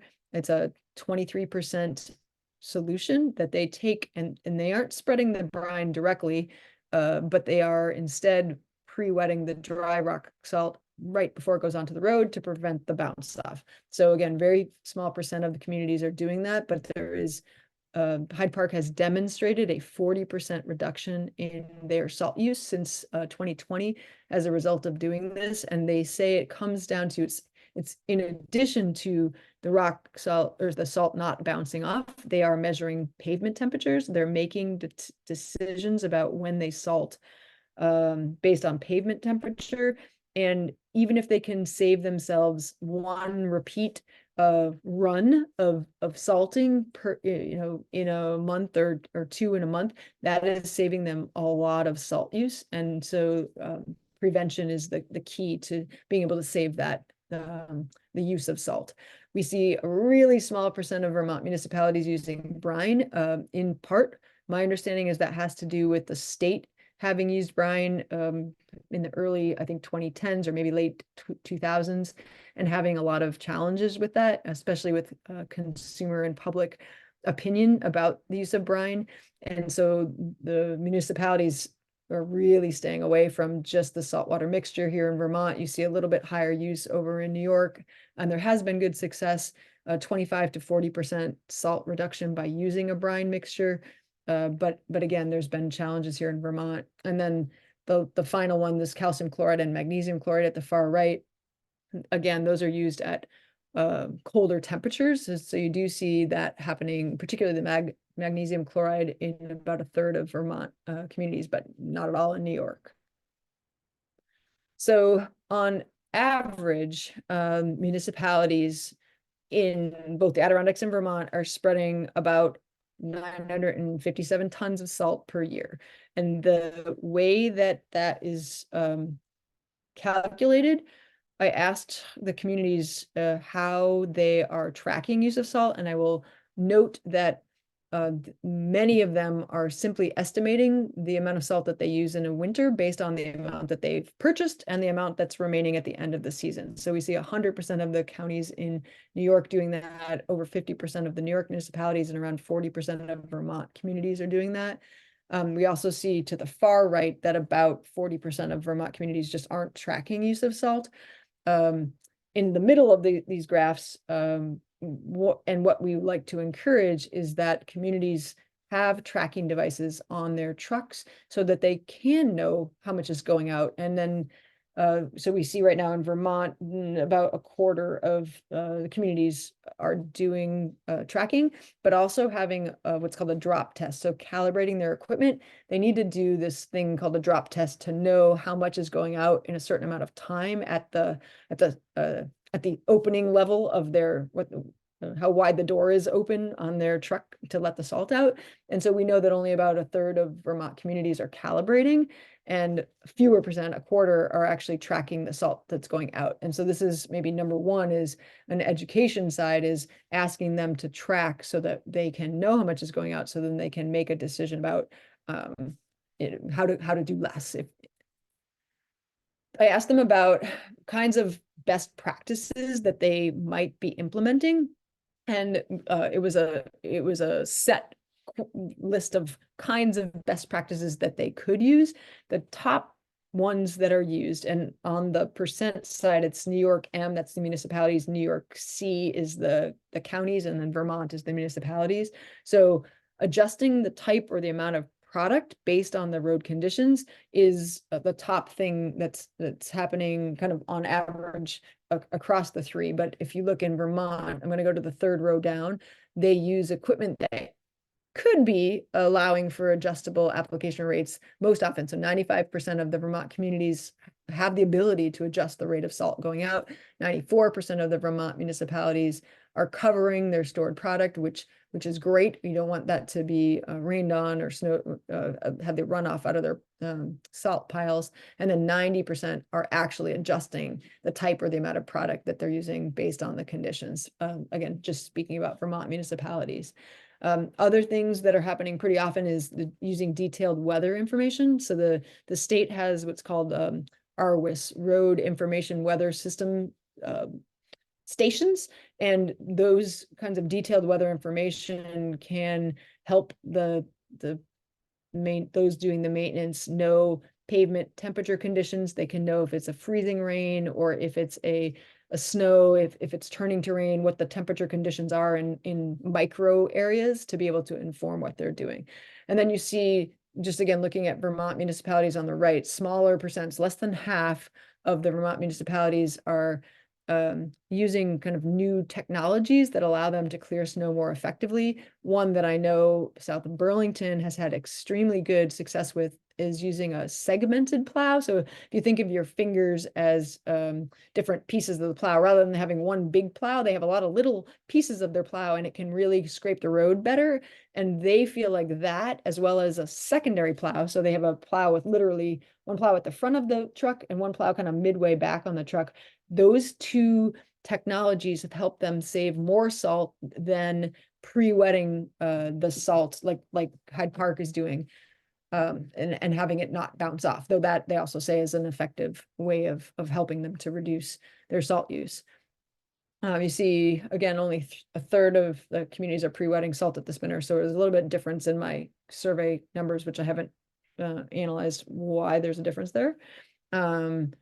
Again, measuring pavement temperatures, we know you can only use sodium chloride to 15 degrees Fahrenheit, and just under 40% of communities are actually measuring pavement temperatures. That's another thing that's a pretty easy adaptation that the communities can make, and then educating the drivers about when they should be putting salt out. For instance, if they know that the temperature is already 33 and it's going to be getting warmer that day, then it doesn't make sense to put salt down at all, because it's not going to freeze.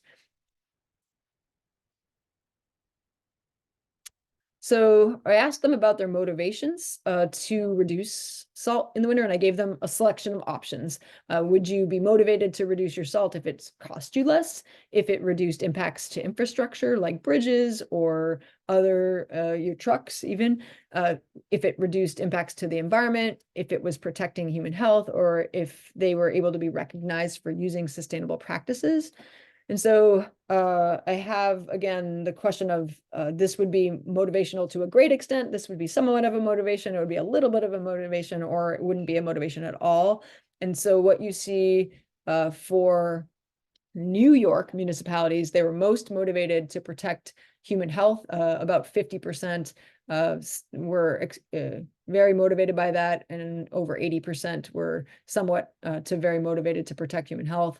For them, the second most motivational thing was reducing environmental impacts, and then down from there, reducing infrastructure impacts, reducing cost, and being recognized for doing the right thing.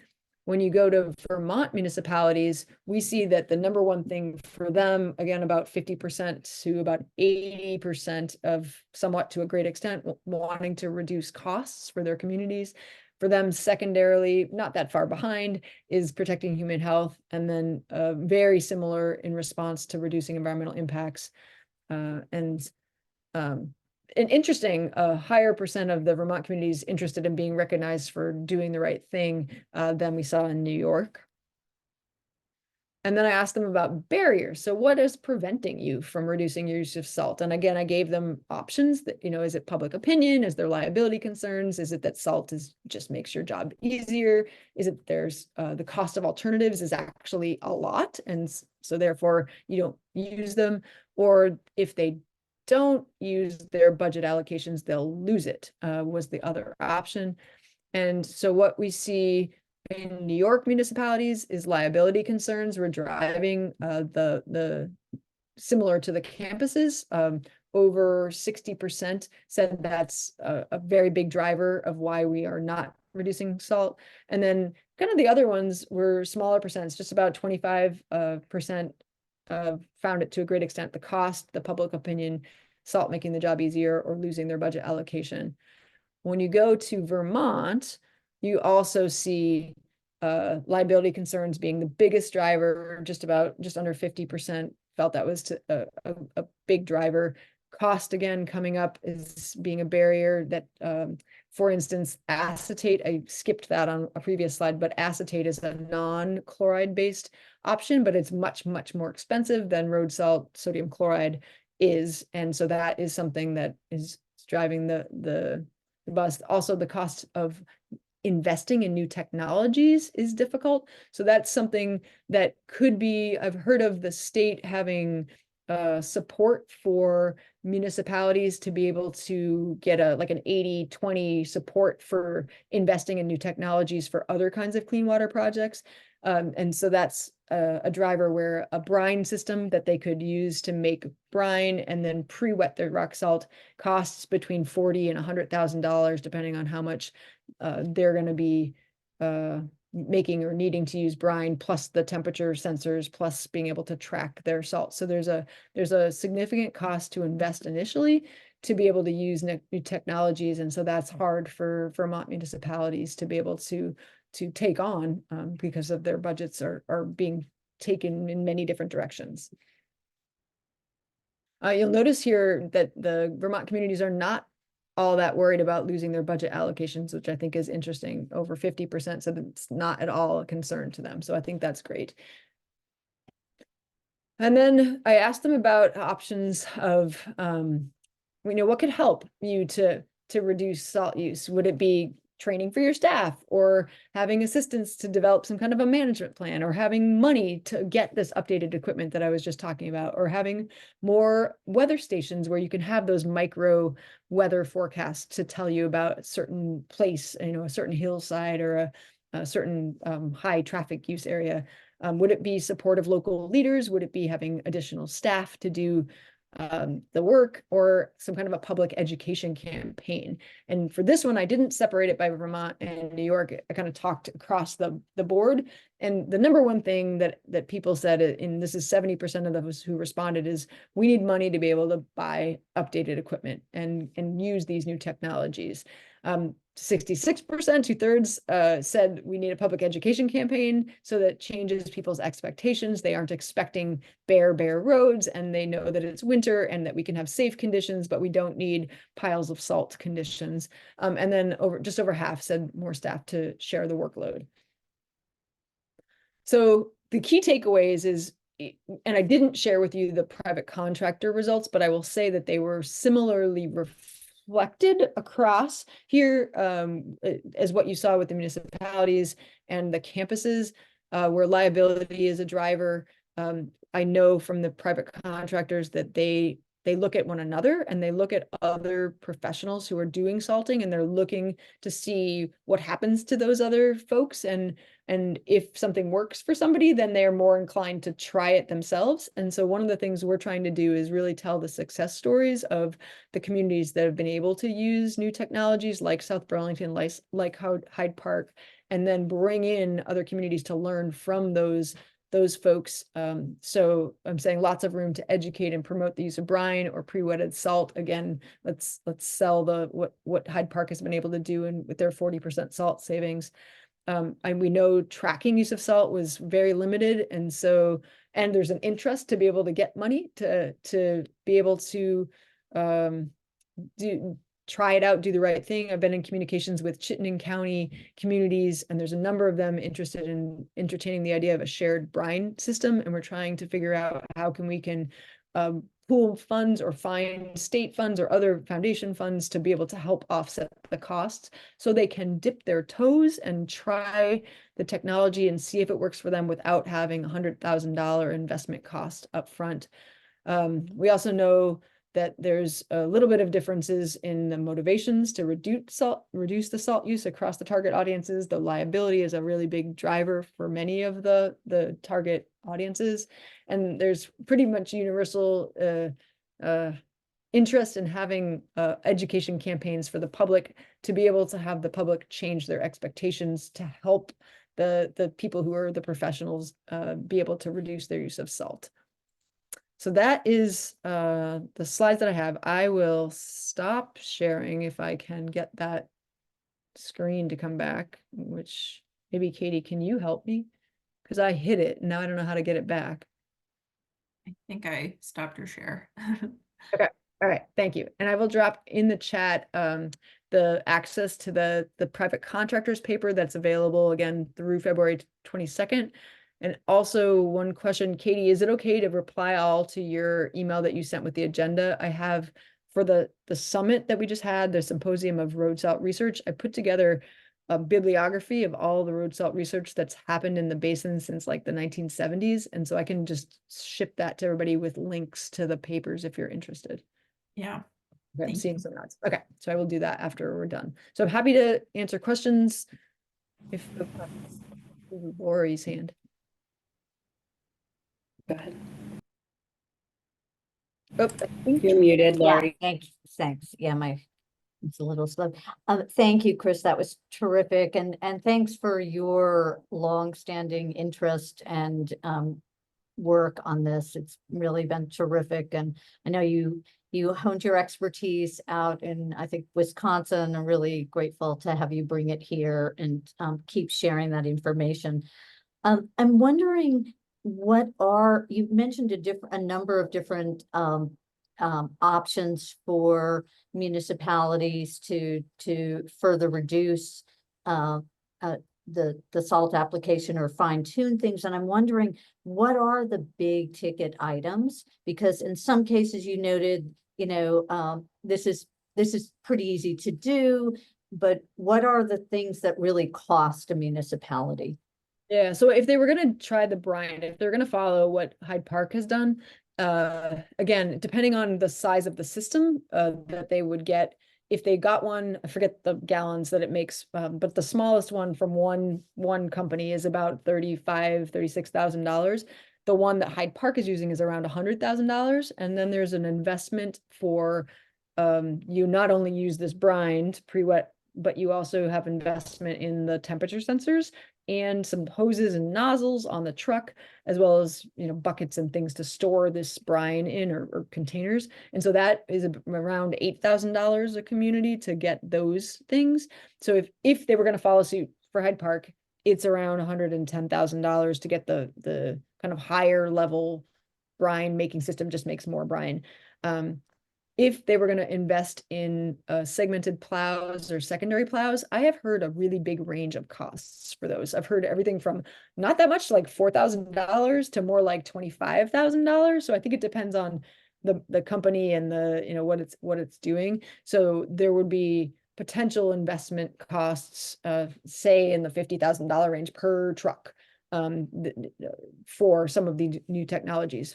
My hearsay from these communities, though, is South Burlington, again, says the segmented plows and the secondary plows, they felt are helping them more than maybe the pre-wetting. Right. And then there's the temperature sensors and the ability to track. Again, that's my ballpark is around 8,000 for that kind of investment. Does that answer your question? Yeah, that's very helpful. Thank you. It's a small amount of money relatively, when you. Yeah, it can be. Yeah. I mean, but it depends on like every truck. If you need also to get a truck that you can then track, I don't know what a truck, like nobody's quoted me what a truck costs. And I think the trucks are lasting maybe 10 years. So there is going to be just sort of a general cycle of when they can refresh. One thing that the South Burlington folks told me too is thinking around like speaking to their decision-making body is it helps them to be able to get the same brands over time so that they can have a cluster of vehicles that all are using the same operational tools and not to just take the lowest bidder. Right. So that's a consideration for communities of how do they go about operationalizing getting all the trucks set up to do this. And, different communities have different number of trucks. Hyde Park only has 2.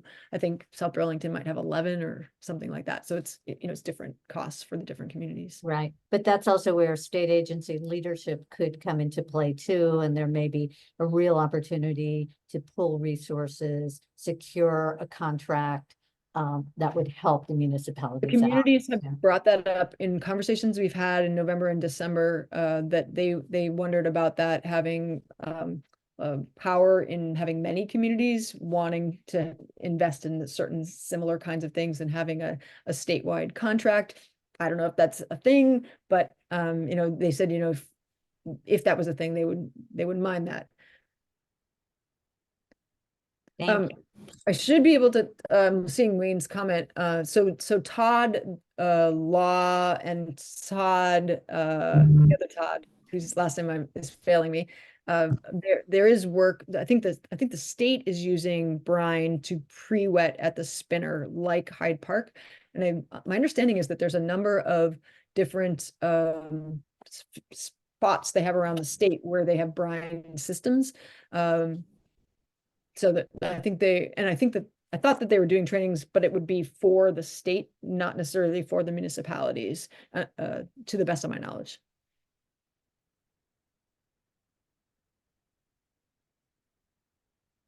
So no trainings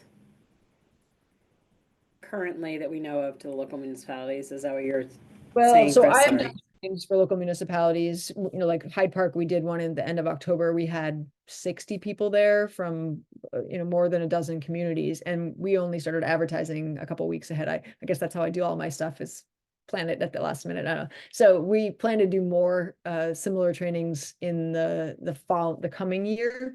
I also will mention, I mentioned Inglesby Brook Watershed, and Matt talked about the things that are funded through the Basin program. I will mention that an audience that we haven't talked about is businesses. And so I have a grant from the Basin program. It's on the education side, but it's partially to get South Burlington and Burlington in the same room together to talk about what practices they are using. And I will say that South Burlington uses more new technologies than Burlington, and to be able to have them be able to compare notes. And so that's like another way of doing it, and the idea that this grant is to support is being able to come up with a training that doesn't put people to sleep and that is hands-on and allows them to practice what we're talking about and to have them kind of help inform. So that's part of what this is over the next year and a half will be, is to sit down with those two communities as related to Inglesby Brook and to talk about, how can we go about trying some of these things out in a small scale to see if we trust it, and then maybe things get bigger from there if they do, and also to talk about what doesn't work. And then I already went off on my own tangent, is businesses. So we're going to talk with businesses about how they're making decisions around use of salt. And so that relates more back to the private contractors. But in that watershed, for instance, there's City Market and there's the Burlington Beer Company, and there's some places with some pretty big parking lots. And so how are they making their decisions about salting, and what can we do to help educate those people? And then the third part for that is we're doing custodial trainings on campus in multiple languages. And because there's a number of different languages being spoken on the UVM campus, so trying to teach the custodians best practices for the entryways. And again, this is supported by the Basin program to do that. I see Wayne's hand. Yeah, thank you. Go ahead. Thanks. Yeah, I was just curious. So I don't know if you guys are familiar with the Vermont local roads. That's specifically to provide assistance to municipal highway departments and town governments to improve road networks by providing training, technical assistance, communication tools, and information exchange. I don't see anything on there at all kind of specific to this topic. And there's some different categories with environmental and other types of technical assistance. That'd be a great, I'm pretty sure they're located in Colchester, but that'd be a great place to start. Some of these critical issues. So I'm looking, I was exchanging emails and Todd, so it's Todd Law who I was emailing, and he suggested Todd Eaton with Vermont Local Roads. And he says, he said to check with him to see what they have scheduled, which may be nothing, for municipal trainings. And he said it might be something we could, try to make happen. And he talks about, a snow and ice control plan and the use of best management practices. And he gave me, I will put it in the chat, he gave me this PDF, which I have not opened yet, but I will give it to you all. And it sounds like it's about best management practices, or at least touches upon those. But that'd be a good place to coordinate and network. Yeah. Definitely. It looks like Mark put something in the chat around S81. Yeah, which is the legislation that we and several others are trying to advance. There's also part of that moves to emulate, I'm not sure which state it is, it's either New Hampshire or Maine, which tries to minimize liability if you move, if municipalities undertake these practices and training that they have, because liability, as Kris noted, is such a big issue. And I put it in the chat. It's called New Hampshire Green Snow Pro. So the private contractors have reduced liability through this program if they take training and if they record their salt use.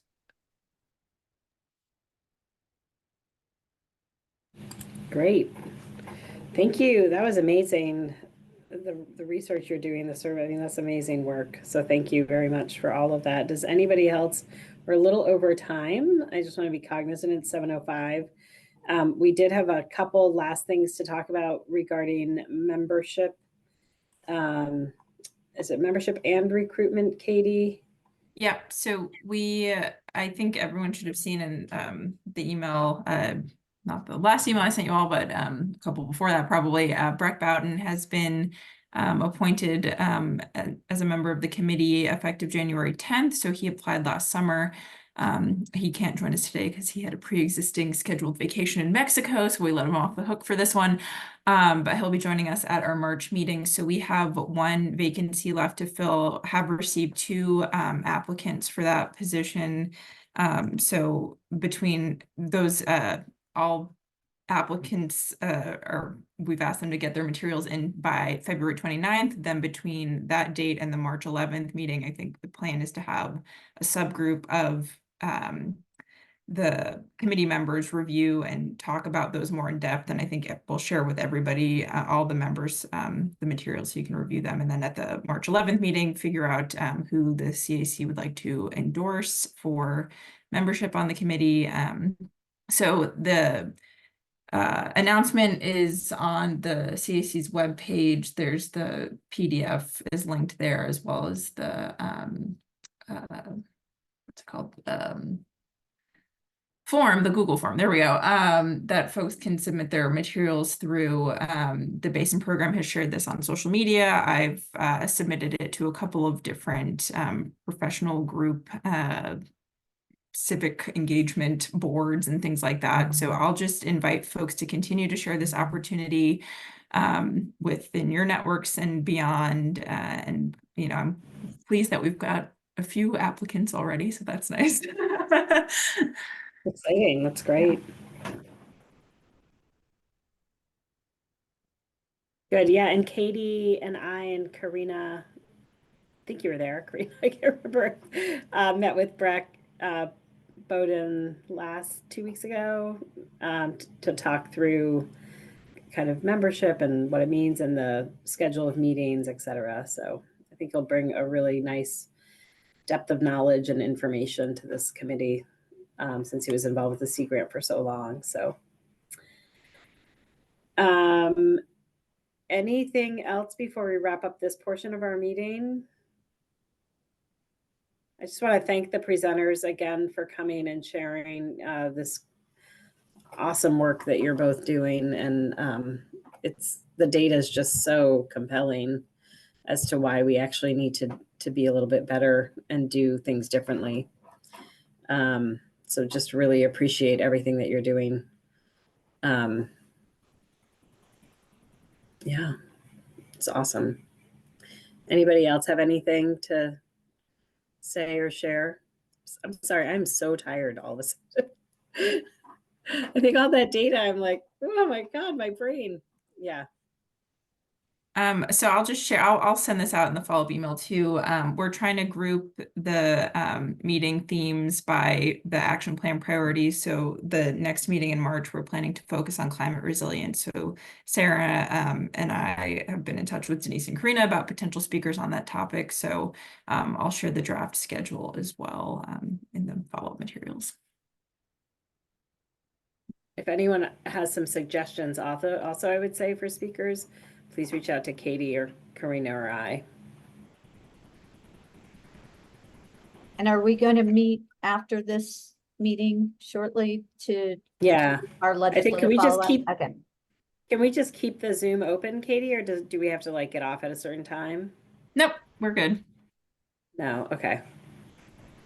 It looks like we've lost a few people, which is normal, I think. So who wants to stay on? Oh, Bob? we can close the official meeting and Yes. and then we should, you know, so Okay. other people can go. So we